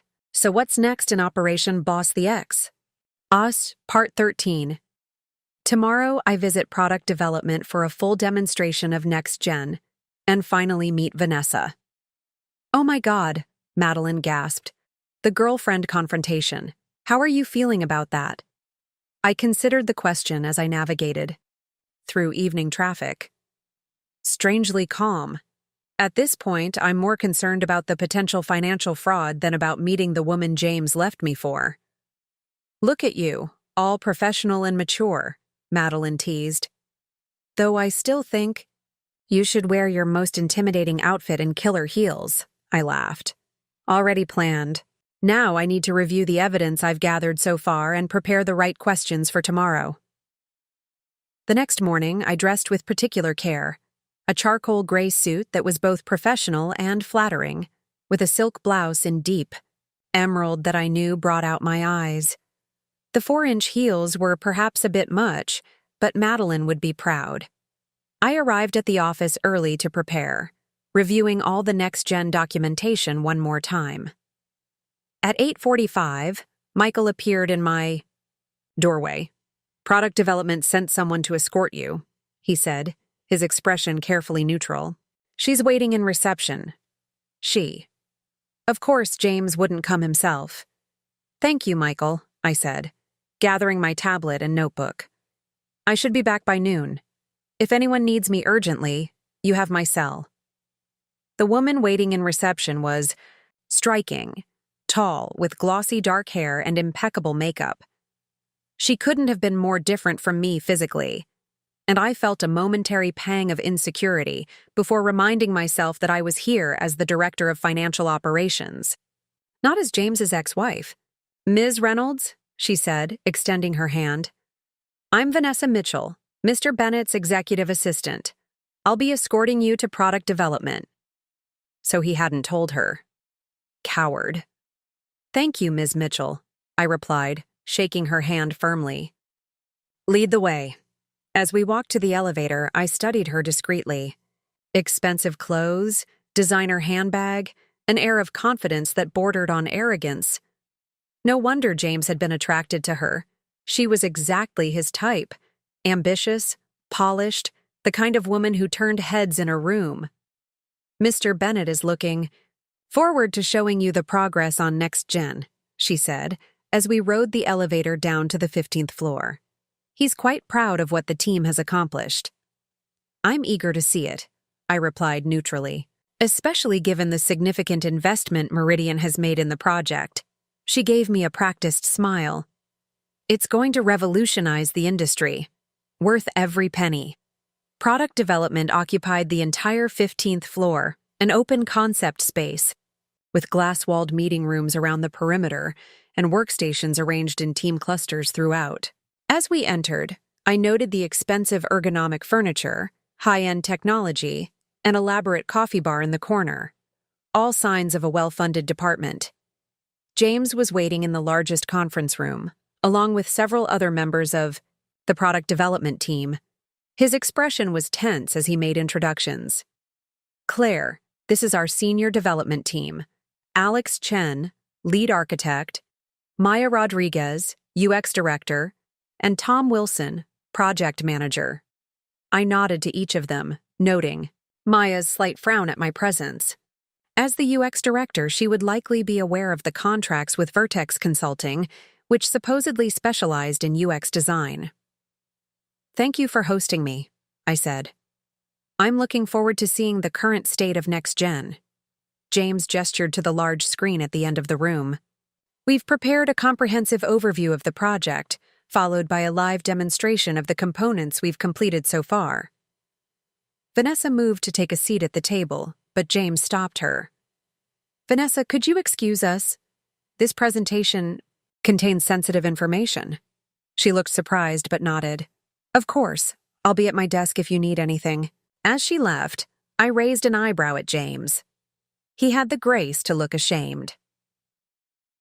For the next hour, the team walked me through Next Gen's development journey, from initial concept to current status. They showed wireframes, architecture diagrams, and prototype screens. The presentation was polished and impressive, but it was also clearly designed to hide the project's actual state. "This all looks very thorough," I said when they finished, "but I'm still not seeing how it justifies the expenditures to date. According to the financial reports, you've spent over 80% of the allocated budget, yet what you're showing me appears to be mostly conceptual work and prototypes." Alex, the lead architect, shifted uncomfortably. "We've had to restart certain components due to technical challenges. The initial architecture approach proved unscalable." "When did you discover this issue?" I asked. "About 4 months ago," Alex admitted. Yet the reports to the board continued to show the project as on track and 80% complete, I noted. "That seems misleading." James jumped in. "We didn't want to alarm the board or investors while we worked through the problems. The core concept remains viable." "At what additional cost?" I pressed. "Have you revised the budget projections based on these setbacks?" The team exchanged glances. "We're working on updated projections," James said vaguely. "I'd like to see them as soon as possible," I replied. "Now, can we discuss the external contractors on the project, particularly Vertex Consulting?" Part 14, the tension in the room became palpable. Maya, the UX director, looked particularly uncomfortable. "Perhaps we should discuss that privately," James suggested. "Actually, I'd like to hear from Ms. Rodriguez," I said, turning to Maya. "As UX director, you must work closely with Vertex. What specific contributions have they made to the project?" Maya glanced at James, who gave her a barely perceptible nod. "Vertex provided additional UX resources during our transition period," she said carefully. "They helped with user research and some preliminary design concepts. For over $2 million. I asked skeptically. "The scope of work expanded as the project evolved," James interjected. "Look, can we discuss this after the technical demonstration? Alex has the prototypes ready to show." I nodded, allowing the subject change for now. By all means. Alex pulled up the actual software prototypes they'd developed. Here, finally, was something concrete, though far less complete than the board had been led to believe. The interface was sleek but clearly only a shell, with limited functionality. When I asked to see the back-end systems, Alex hedged, claiming they were still in integration testing. After the demonstration concluded, I thanked the team for their time. "James, could I speak with you privately before I leave?" The others filed out, leaving us alone in the conference room. "You haven't told her," I said once the door closed. James sighed, running his hand through his hair. "I was going to last night, but she was upset about something else, and it didn't seem like the right moment." "There is no right moment to tell your girlfriend that your ex-wife is now her boss," I pointed out. "But it needs to happen today, because my next step is a formal audit of all next-gen contracts, including Vertex." James paled slightly. "Claire, you're jumping to conclusions about Vertex." "Am I? Because what I see is a company owned by your girlfriend receiving millions in consulting fees for work that your own UX director seems unable to specifically identify. That's either gross mismanagement or deliberate fraud. Neither looks good for you." "It's not what it appears," he insisted. "Vanessa's company was contracted before we became involved personally. The relationship developed later. That might explain the initial contract, but not the massive expansion of scope without proper documentation or deliverables. Not to mention your failure to disclose the conflict of interest once your relationship began." James leaned forward, his voice low and urgent. "I can explain everything, but not here. Not now. Have dinner with me tonight. No games, no manipulation. Just a full explanation of what's really happening with Next Gen and Vertex." I studied him, trying to gauge his sincerity. The James I had been married to was ambitious and sometimes ruthless in his career, but I'd never known him to be corrupt. Had he changed that much? Or was there actually more to this story? Fine. But I'm bringing the financial data, and I expect answers to every question. And you need to tell Vanessa about our history before then? He nodded, looking relieved. Thank you. I'll make a reservation at Soralina for 8. Not Soralina, I countered, remembering our executive dinner there, somewhere more private. My apartment, 7:30. James looked surprised at the suggestion, but nodded. I'll be there. As I left the conference room, I nearly collided with Vanessa, who was waiting just outside the door. From her expression, I couldn't tell if she'd overheard our conversation. Ms. Mitchell, I acknowledged her. I can find my own way back, thank you. Actually, Ms. Reynolds, I was hoping for a moment of your time, she said, her professional demeanor firmly in place. Perhaps we could speak in my office? Curious, I followed her to a small but well-appointed office near James's much larger one. She closed the door and gestured for me to sit. I understand you're conducting a financial review of the Next Gen project, she began, including the external contractors. That's correct, I confirmed. And you have questions about Vertex Consulting specifically? I nodded, watching her carefully. I do. Are you familiar with the company? A flicker of something, defensiveness, crossed her face. I am. In fact, I founded Vertex 2 years ago as a side business, focusing on UX consulting for tech firms. So she was being direct about her ownership. Interesting.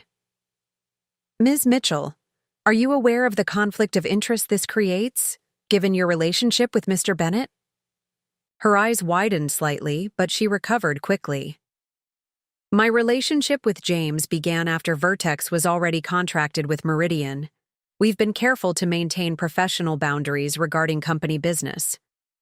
Yet, Vertex's contracts expanded significantly after your relationship began, with limited documentation of deliverables.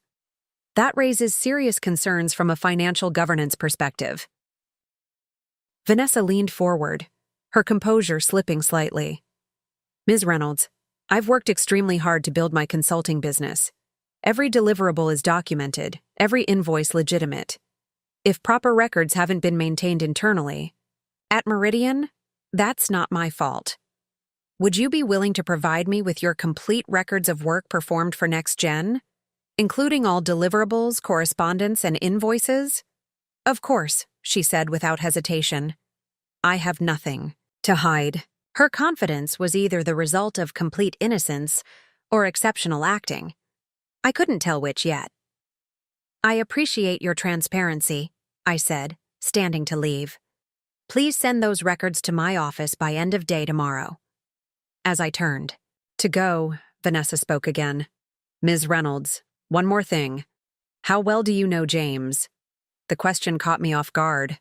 Was this a test? Did she suspect our history? Only professionally, I replied carefully. Why do you ask? Part 15, she studied me for a moment. He speaks highly of your financial expertise, says you're exactly what Meridian needs right now. Not exactly what I expected. That's good to hear. Just thought you should know, she said smoothly, her professional mask back in place. I'll have those Vertex records to you tomorrow. As I rode the elevator back to my floor, I tried to make sense of the interaction. Either James hadn't told her about our history, or she was pretending not to know. Either way, the dynamics would change dramatically by tomorrow. Back in my office, I found Michael waiting with a stack of files. I've compiled the vendor payment history you requested, he said, including the wire transfer details for Vertex Consulting. Thank you, Michael. Any unusual patterns? The payments increased substantially about 9 months ago, coinciding with the reported acceleration phase of Next Gen. But they continued at the same rate even after the project supposedly hit technical snags. 9 months ago, right around when James and I had begun having serious problems in our marriage, the timing couldn't be coincidental. Also, Michael added, I found something strange in the payment routing. The funds go to Vertex's business account, but a portion is automatically transferred to another account at the same bank. I couldn't access the details of that second account. How did you discover this? I asked, impressed by his thoroughness. Mr. Landon had notes in his personal files, the ones he left behind when he was asked to leave. I nodded thoughtfully. Michael, I need you to prepare something for me. A complete financial summary of NextGen, including all vendor payments, projected versus actual expenditures, and the discrepancies between reported progress and financial indicators. I have a dinner meeting tonight where this will be crucial. With Mr. Bennett? Michael asked, his expression carefully neutral. I looked at him sharply. How did you know? His assistant called to confirm your home address. For delivering documents, she said. So James was preparing for our meeting too. Yes, with Mr. Bennett. This stays between us for now. Michael nodded. I'll have the summary ready by 5. I spent the afternoon in budget meetings with various department heads, but my mind kept returning to the NextGen situation. Something wasn't adding up. If James and Vanessa were simply embezzling money through fraudulent consulting contracts, they were being remarkably brazen about it. There had to be more to the story. At 5:30, I left the office with Michael's carefully prepared financial summary and headed home to prepare for my meeting with James. I needed to approach this conversation strategically, as a financial director, investigating irregularities, not as an ex-wife confronting a cheating husband. I changed into more casual clothes, dark jeans and a simple blouse, and laid out the financial documents on my dining table. This wasn't a date, it was an interrogation. At precisely 7:30, my doorbell rang. James stood outside holding a bottle of wine and a thick folder. I brought the Barolo you used to like, he said, offering the bottle. And the complete Vertex documentation. Come in, I replied, accepting the folder but not the wine. I have coffee or water if you'd prefer. He looked momentarily disappointed but nodded. Water is fine. We settled at my dining table, the financial documents spread between us. I started, without preamble. The numbers don't lie, James. NextGen is months behind schedule, millions over budget, and the technical issues are much more severe than you've reported to the board. Meanwhile, your girlfriend's consulting company has received over $2 million for vaguely defined services. Explain. James took a deep breath. It's complicated, but not what you think. Try me. NextGen isn't just a product platform, he began. It's a complete reimagining of how enterprise software integrates with corporate systems. The vision is revolutionary, but also threatening to certain powerful interests. I raised an eyebrow. What powerful interests? About a year ago, we discovered a serious security vulnerability in our largest competitor's platform, one that could potentially expose their clients' sensitive data. We reported it privately through proper channels, but instead of fixing it, they buried it, threatened legal action if we went public. What does this have to do with NextGen or Vertex? We decided to build NextGen as a secure alternative, addressing the vulnerability while offering a superior product. But we knew they would try to block us, maybe even steal our approach. He leaned forward. So we created a parallel development. Track. The public version of NextGen that the board sees is deliberately understated, a decoy. The real development is happening through a network of contractors, including Vertex. I stared at him incredulously. You're running a shadow development project? Without board approval? With approval from key board members, he corrected. Charles knows. So does the chairman. But we've kept it compartmentalized for security. Reasons? The competitor has spies everywhere, including potentially within Meridian. And Vanessa's role in all this? Her UX expertise is real, but Vertex also serves as a financial conduit for the shadow development team, contractors who can't be directly linked to Meridian. It was an outlandish story, yet it would explain the discrepancies I'd found. Even if what you're saying is true, I said carefully, running a parallel development operation without proper financial oversight is incredibly risky and potentially illegal from a shareholder disclosure perspective. I know, James admitted. It wasn't my preferred approach, but after what happened to the whistleblower at our competitor's company, he was blacklisted from the industry, his reputation destroyed. We felt we had no choice. Our Part 16I struggled to process this information. If James was telling the truth, the situation was far more complex than simple financial fraud. But could I trust him? Show me proof, I said. If this shadow development exists, you must have documentation, progress reports, something tangible. James opened the folder he'd brought. These are the real next-gen development docs, completely different architecture from what we showed you today. Much more advanced. I flipped through the technical specifications, architecture diagrams, and progress reports. The documents appeared legitimate, detailing a sophisticated platform with innovative security features. The development timeline made more sense than the official version, with appropriate milestones and realistic progress indicators. And Vertex's actual role? I asked, still skeptical. Dual purpose. Vanessa does provide legitimate UX consulting, but the company also serves as an intermediary for payments to developers who can't be directly linked to Meridian. The funds that move from Vertex's main account to the secondary account, they go to a secure payment system for our shadow development team. I studied him, trying to determine if he was lying. The James I knew was ambitious and sometimes ruthless, in business but not dishonest. Had that changed? Why didn't you tell me this immediately? Why the charade of showing me the decoy project today? I needed to be sure I could trust you, he said simply. Your arrival at Meridian was unexpected. I didn't know if you were placed here by someone with an agenda.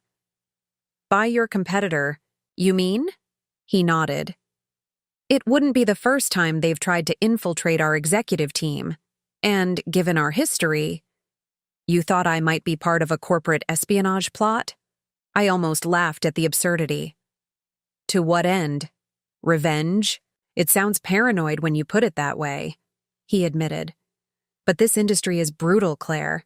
The tactics I've seen over the past year would shock you. I leaned back, considering the implications. Even if everything you're saying is true, conducting unauthorized parallel development is a serious breach of corporate governance. The SEC would have a field day with this. I know, but we're close to completion. The real next-gen platform will be ready for beta testing in 3 weeks. Once it's launched, everything can be disclosed properly. And in the meantime, what about the financial reports to the board and shareholders? James grimaced. That's where things get complicated. We've had to massage the numbers to prevent raising red flags. But no money is actually missing or being embezzled. It's just being channeled differently than reported. That's still financial fraud, James. Technically, yes, but for a greater purpose. I stood up and paced across my living room, processing everything. If James was telling the truth, Meridian was sitting on a potentially revolutionary product that could transform the company's fortunes. But they'd gone about it in a legally questionable way that could backfire spectacularly. I need to verify. All of this independently, I said finally. I can't just take your word for it. I understand, he replied, but please be careful who you talk to. If word gets back to our competitor that we're close to launch with this security approach, I'm not naive, James. I know how to conduct a discreet investigation. I turned back to face him. And Vanessa? Does she know about our history? He looked down at his hands. I told her tonight, before coming here. She was surprised. I imagine so. I couldn't help the sarcasm in my tone. How much does she know about the real purpose of Vertex? Everything. She's been integral to the shadow development. Her UX expertise is genuine, and she's designed an interface that makes the security features intuitive without compromising their effectiveness. I nodded slowly. I'll need to speak with her directly about this, and I want to meet the shadow development team. I can arrange that, James said quickly, seeming relieved. Tomorrow evening off-site. I'll send you the details securely. One more thing, I added. Charles, how involved is he? He approved the approach initially, but doesn't know all the details. He has plausible deniability by design. Convenient. And the previous CFO? Was he forced out because he discovered this operation? James shook his head. Actually, he helped design the financial structure. But he got cold feet as launch approached, threatened to go to the SEC. Charles had no choice but to remove him. That aligned with what Janet had told me, though from a very different perspective. I need time to think about all this, I said, and to verify your claims independently. James stood to leave. I understand, but please, don't take too long. We're at a critical stage. He hesitated at the door. For what it's worth, Claire, I never wanted to put you in this position. If I'd known you were joining Meridian. You'd have what? Not engaged in questionable financial practices? Not left me for your assistant? The words came out before I could stop them.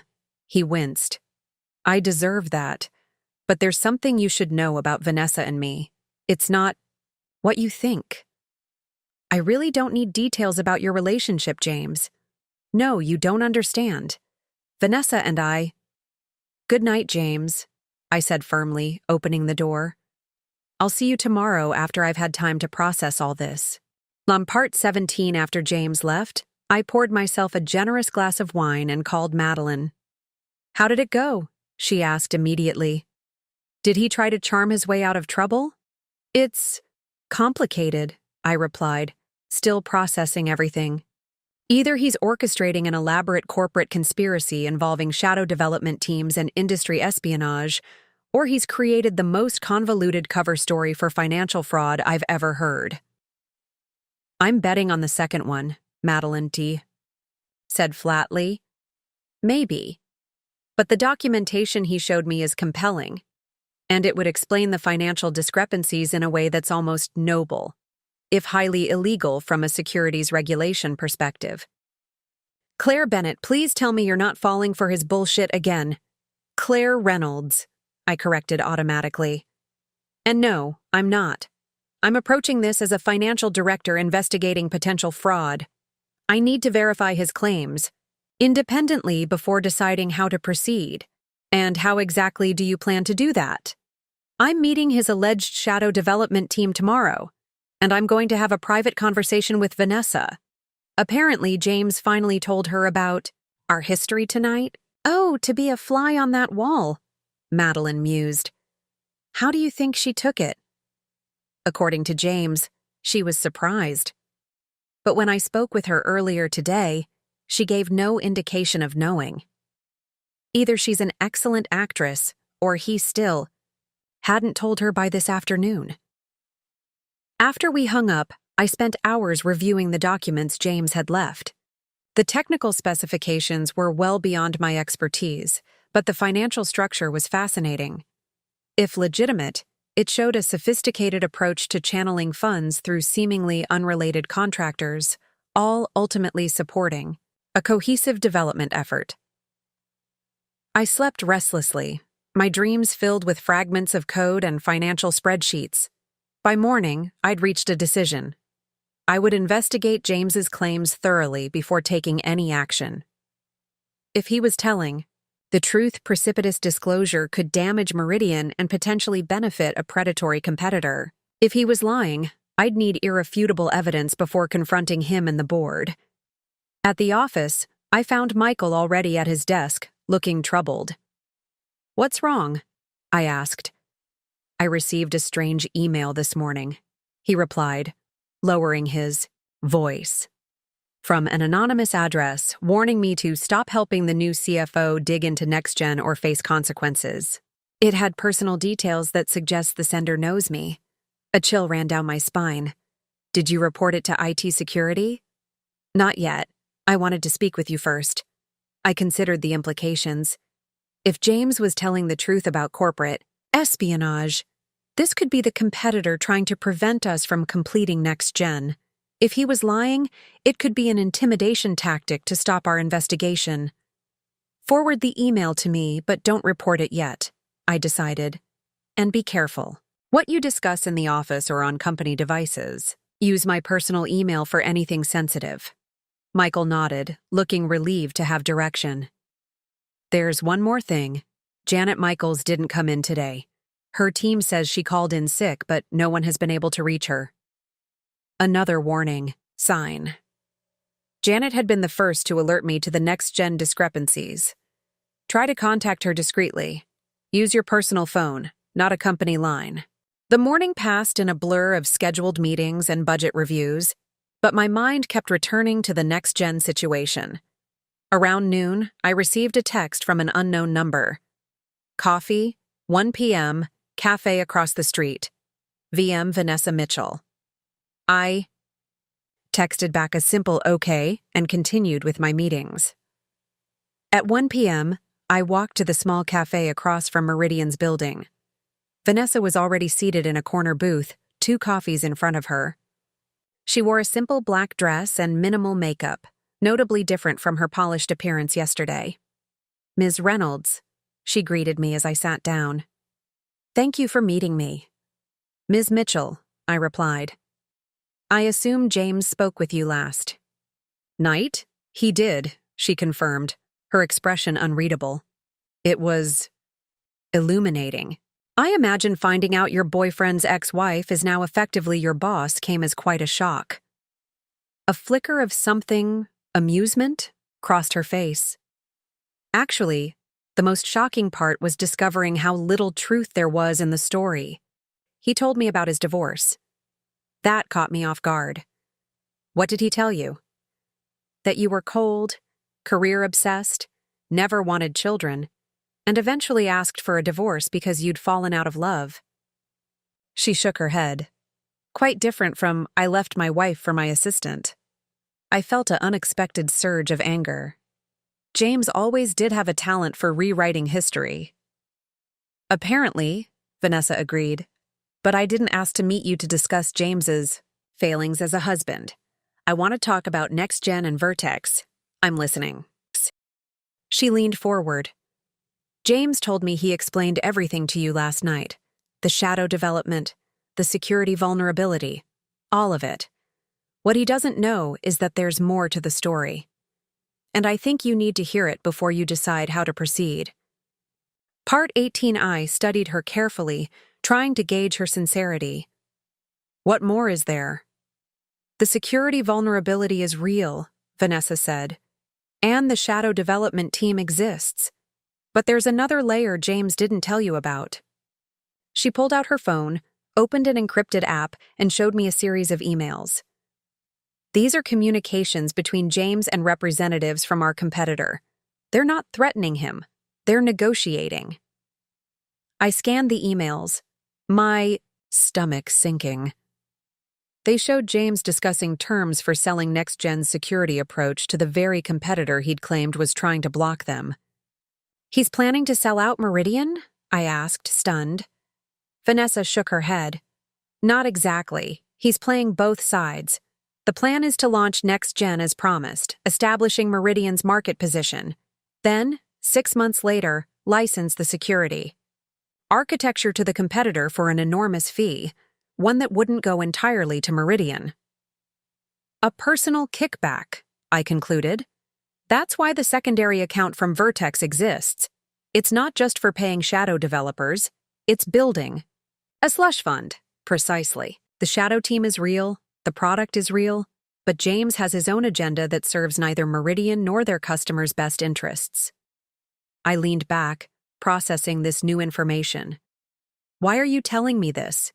You're implicated in the Vertex arrangements." Vanessa sighed, suddenly looking tired. "Because I never signed up for corporate espionage or financial fraud. I started Vertex as a legitimate consulting business. When James approached me about channeling payments for the shadow team, he presented it as an innovative approach to beating a predatory competitor. I believed him." "And your relationship with him?" A flash of discomfort crossed her face. That's complicated. James pursued me aggressively after I started consulting for Meridian. I resisted initially. I don't make a habit of dating clients. But he was persistent, charming, claimed his marriage was already over and all but paperwork. The familiar pattern made me feel slightly ill. When did you discover his true intentions? Regarding the competitor? 3 weeks ago. I overheard a phone call he thought was private. When I confronted him, he claimed it was a strategic deception, pretending to negotiate while actually gathering intelligence. I wanted to believe him, but then I found the offshore account documentation. She pulled out another set of papers from her bag. He's been siphoning small percentages from each Vertex payment into a Cayman Islands account in his name only. If she was telling the truth, James was playing an even more duplicitous game than I'd imagined. But why should I trust Vanessa over him? These are serious allegations, I said carefully. What do you want from me? I want to protect myself, my company, and ultimately Meridian, she replied. Vertex provided real services and employed the shadow developers in good faith. I can prove that. But I need someone with authority to understand the full picture before everything implodes. And you think that's me? The ex-wife who might have every reason to want James to fail? Vanessa's gaze was steady. I think you're the financial director who's already investigating the discrepancies, and based on your reputation, someone who values truth over personal vendettas. It was a calculated appeal to my professional pride, but not entirely wrong. What about the threatening email my assistant received this morning? Or Janet Michaels' sudden absence? Surprise flickered across Vanessa's face. I don't know anything about those, but they're concerning. James mentioned yesterday that some people were asking too many questions. I assumed he meant you. We sat, in silence for a moment, each assessing the other. Finally, I made a decision. I need to see the shadow development team and evaluate the actual next-gen product. If it's as revolutionary as claimed, that changes the calculus of how to proceed. Vanessa nodded. James arranged for you to meet them tonight. I can take you there myself to ensure there's no manipulation of what you see. I'll also need complete documentation of Vertex's role, including all payments received and dispersed. Already compiled, she said, patting her bag. I brought copies with me. Why didn't you go directly to the board with this information? I asked. Because 2 board members are closely aligned with James. Until I understood who could be trusted, going to the board seemed risky. She hesitated. Also, to be completely honest, I needed to protect myself. My company's reputation is on the line. It was the first answer that fully rang true. Self-preservation was a powerful motivator. One last question, I said. If James has been manipulating everyone, Meridian, the competitor, you, what made you finally decide to come forward? Vanessa met my gaze directly. Finding out how he lied about you. It made me realize I wasn't the exception I thought I was, just the next target in his pattern. And if he could discard an 11-year marriage so easily. She shrugged. My business is all I have. I couldn't risk it for someone who clearly has no loyalty to anyone but himself. I understood that calculation all too well. Send me the meeting details for tonight. I'll evaluate the situation after seeing the shadow team and their work. As we parted outside the cafe, Vanessa turned back.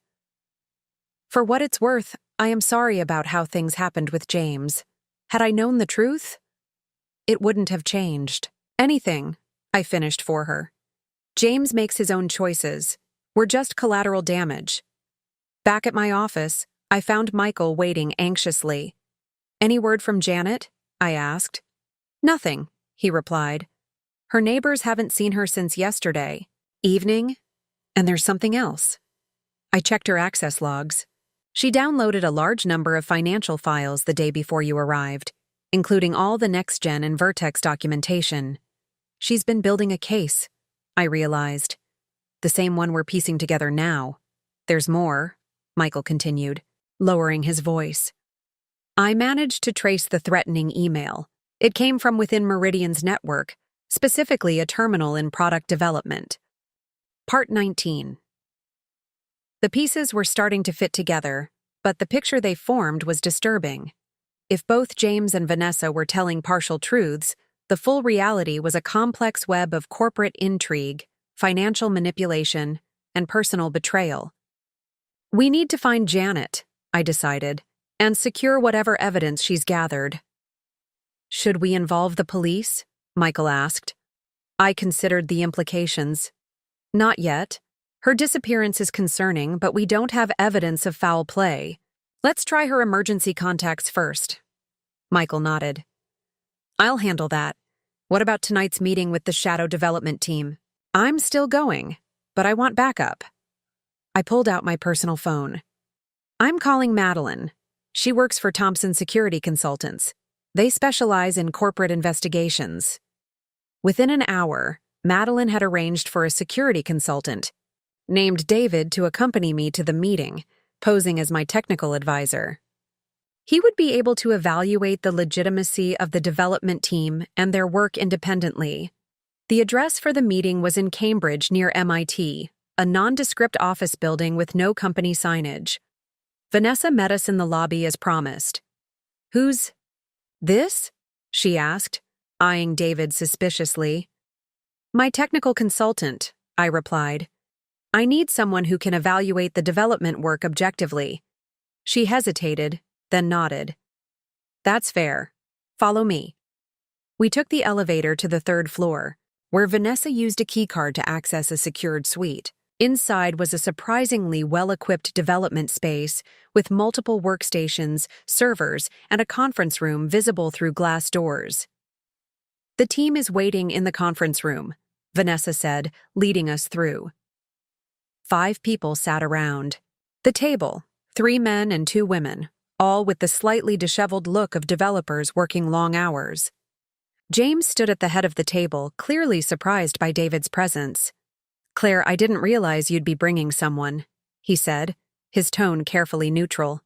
This is David, my technical advisor. I need someone who can evaluate the platform's capabilities objectively. James looked like he wanted to object, but thought better of it. Of course.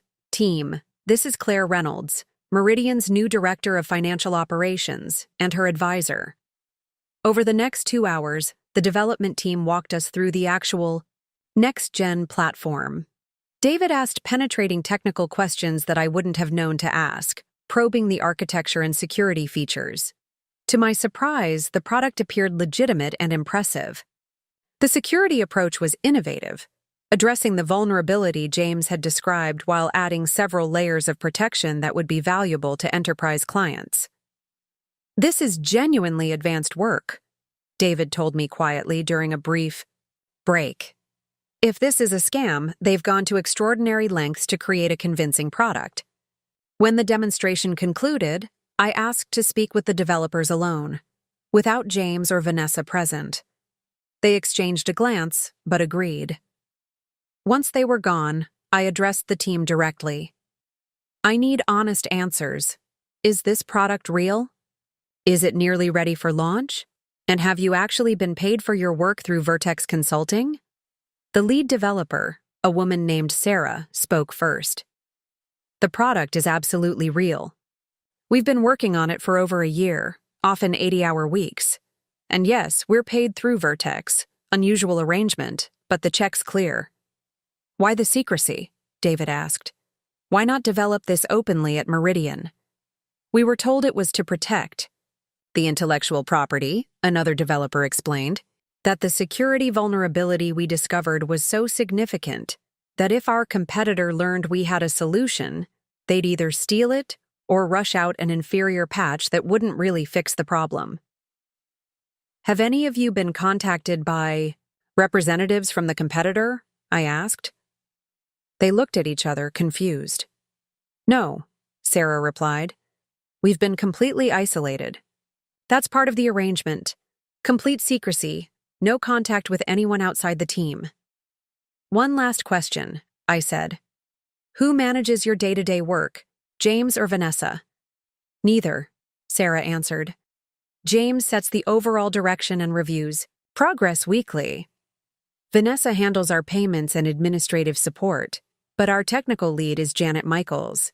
She's the one who coordinates with Meridian's financial systems to ensure we have what we need. Janet. The pieces suddenly clicked into place. When did you last see Janet? Yesterday afternoon, Sarah said, looking concerned. She seemed agitated after a phone call, said she needed to gather some documents. She was supposed to be here for today's demonstration, but we haven't heard from her. I exchanged a glance with David. Janet wasn't just an accountant who had stumbled onto financial irregularities.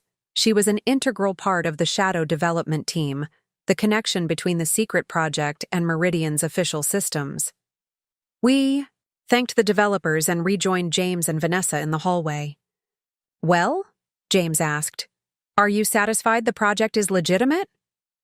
The development work appears genuine, I acknowledged. But that leaves many questions unanswered. Like where Janet Michaels is, and why she didn't mention her role in this project, when she brought the financial discrepancies to my attention. James's expression sharpened. Janet came to you? When? My first day. She was concerned about NextGen's finances. Interesting that she didn't mention being part of the secret development team? She wouldn't have known if she could trust you yet, Vanessa interjected. We've all been operating with strict compartmentalization. And now she's missing, I said, flatly. After downloading extensive documentation about NextGen and Vertex, after someone from product development sent a threatening email to my assistant. Quite a coincidence. James paled slightly.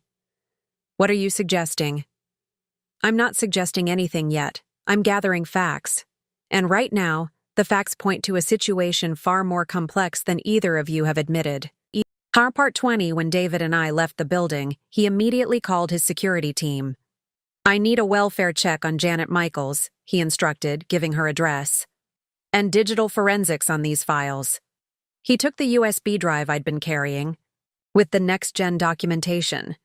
What do you think? I asked once he'd finished the call. I think you've stumbled into something bigger than financial irregularities, he replied grimly. The product is real, the developers are legitimate, but someone's playing a dangerous game with a lot of money at stake. James or Vanessa? Or both? Can't say for certain yet, but I'd bet on a third player we haven't identified. That aligned with my suspicions. Charles Wilkins, the CEO. He warned me off investigating NextGen too closely. Let my team verify the financial trails and check on Janet, David advised. In the meantime, be extremely careful. Don't discuss this with anyone at Meridian. After David left, I called Madeline to update her. So both James and Vanessa are lying, but the secret project is real? She summarized. Claire, this is getting dangerous. Maybe you should step back and let David's team handle it. I can't, I replied. I'm the financial director. It's literally my job to understand what's happening with the company's money. And if Janet is in trouble because she tried to expose the truth? Just promise me you'll be careful, Madeline insisted. Corporate fraud cases can turn ugly fast when millions are at stake. I spent a restless night reviewing the documents, from both James and Vanessa, looking for inconsistencies or clues I might have missed. Around 2 a.m., my phone buzzed with a text from David. Janet is safe. She contacted us after seeing our team at her apartment. Meeting tomorrow, 7 a.m., Thompson. Security offices. Relief washed over me. At least Janet wasn't hurt. The next morning, I arrived at Thompson Security to find Janet waiting with David and 2 other security consultants. She looked exhausted but unharmed. Ms. Reynolds, she greeted me. I'm sorry for the alarm.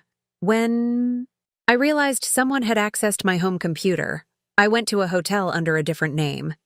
You did the right thing, I assured her. But we need to understand what's really happening with NextGen and Vertex. Janet nodded grimly. It's more complicated than either James or Vanessa have told you. Yes, The shadow development is real. Yes, the security vulnerability exists. But the financial structure wasn't created just to hide the project from competitors. Then what's its purpose? To hide it from certain board members, she explained. Specifically, Richard Foster and Elizabeth Warner. The names were familiar. Two of Meridian's longest-serving board members, both with significant ownership stakes. Why hide it from them specifically? Because they have undisclosed financial interests in our competitor, Janet said. They've been playing both sides for years, using their position at Meridian to influence decisions that ultimately benefit the competitor. I sat back, stunned. How did you discover this? I've been at Meridian for 15 years.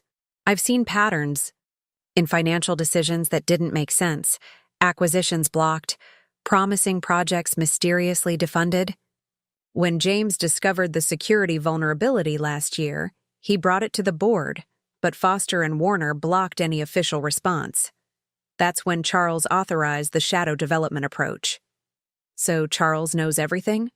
About the shadow development and the conflict of interest, yes. About James's personal financial arrangements with Vertex?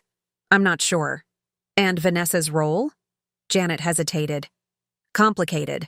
Her UX expertise is genuine. The consulting company was legitimate before James approached her. But I discovered recently that she's been negotiating independently with representatives from our competitor, securing a position for herself regardless of how this plays out. Each new revelation made the situation more complex. And what about the offshore account in James's name? Janet looked surprised. What offshore account? I showed her the documents Vanessa had provided. Janet studied them carefully. These appear legitimate, but I've never seen them before. If James is siphoning funds, he's kept it hidden even from me. So everyone is playing their own angle, I concluded.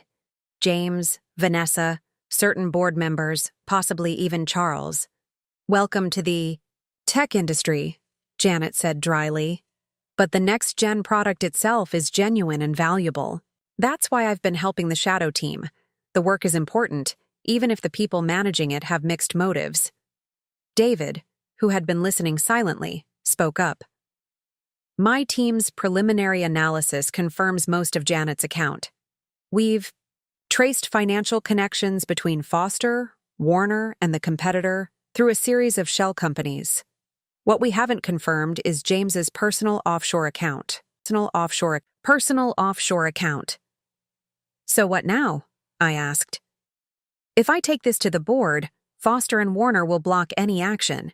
If I go to the SEC, the resulting investigation could kill NextGen before it launches, potentially harming Meridian irreparably. There's one option you haven't considered, Janet said carefully. The shareholders meeting next week.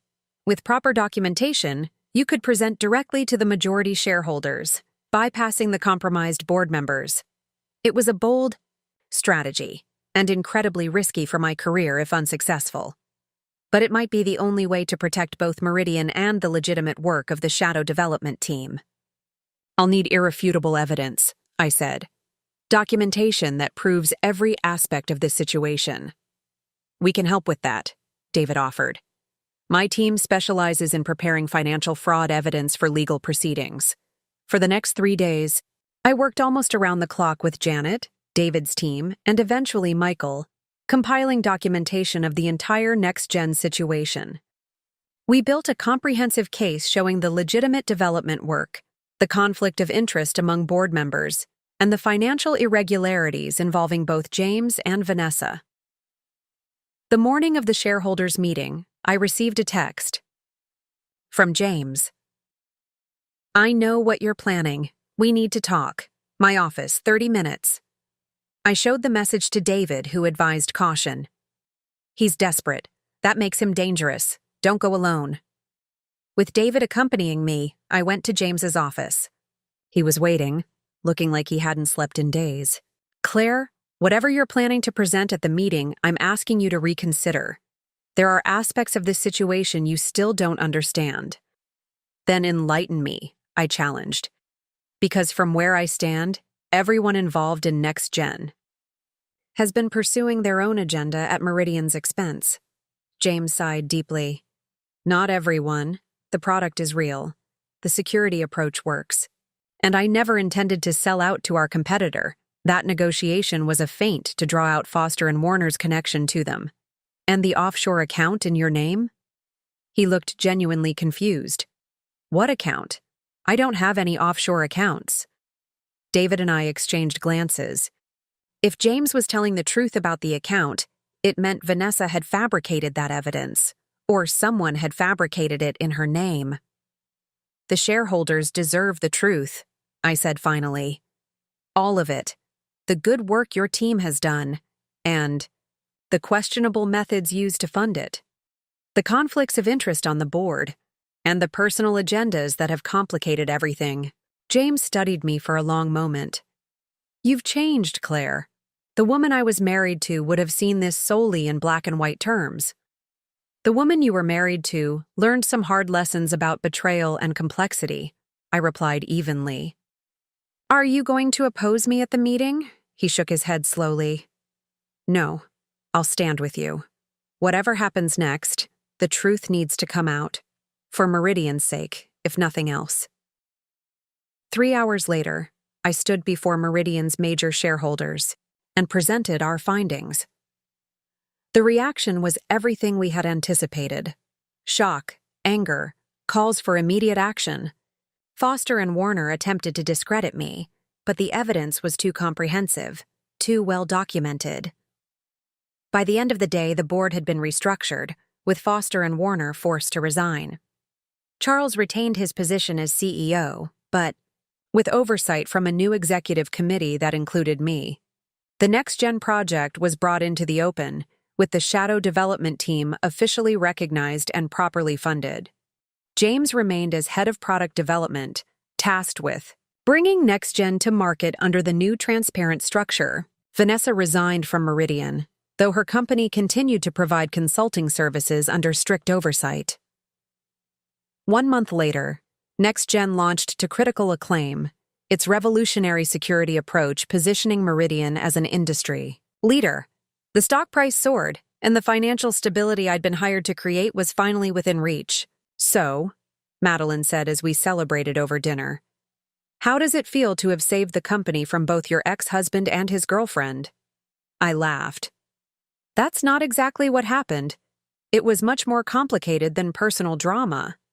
Still, she persisted, there must be some satisfaction in how it all turned out. I considered the question seriously. The satisfaction comes from doing my job well, not from any personal vindication. James and I were over long before I came to Meridian.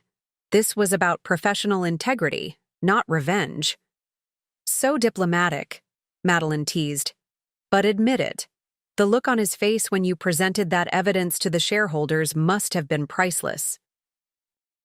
I smiled, remembering not his shock, but the moment afterward, when he'd nodded slightly, acknowledging the thoroughness of my work. In that instant, we'd connected not as ex-spouses with a painful history, but as professionals who respected each other's capabilities. The real win, I told Madeline, isn't that I outmaneuvered James or exposed Vanessa. It's that I found my footing in a complex situation and navigated it based on facts and principles, not emotions and history. That's worth more than any revenge could ever be. Madeline raised her glass. To Claire Reynolds, financial detective extraordinaire and Zen master of professional detachment. I clinked my glass against hers, reflecting on the strange journey that had brought me to this moment. 8 months ago, I'd been devastated by James's betrayal, struggling to rebuild my life. Now I was leading Meridian's financial turnaround, having proven my worth in the most challenging circumstances imaginable. Sometimes I realized the universe does serve karma on a silver platter, just not in the way you expect. And sometimes, the sweetest victory isn't bringing others down, but rising to heights you never imagined possible.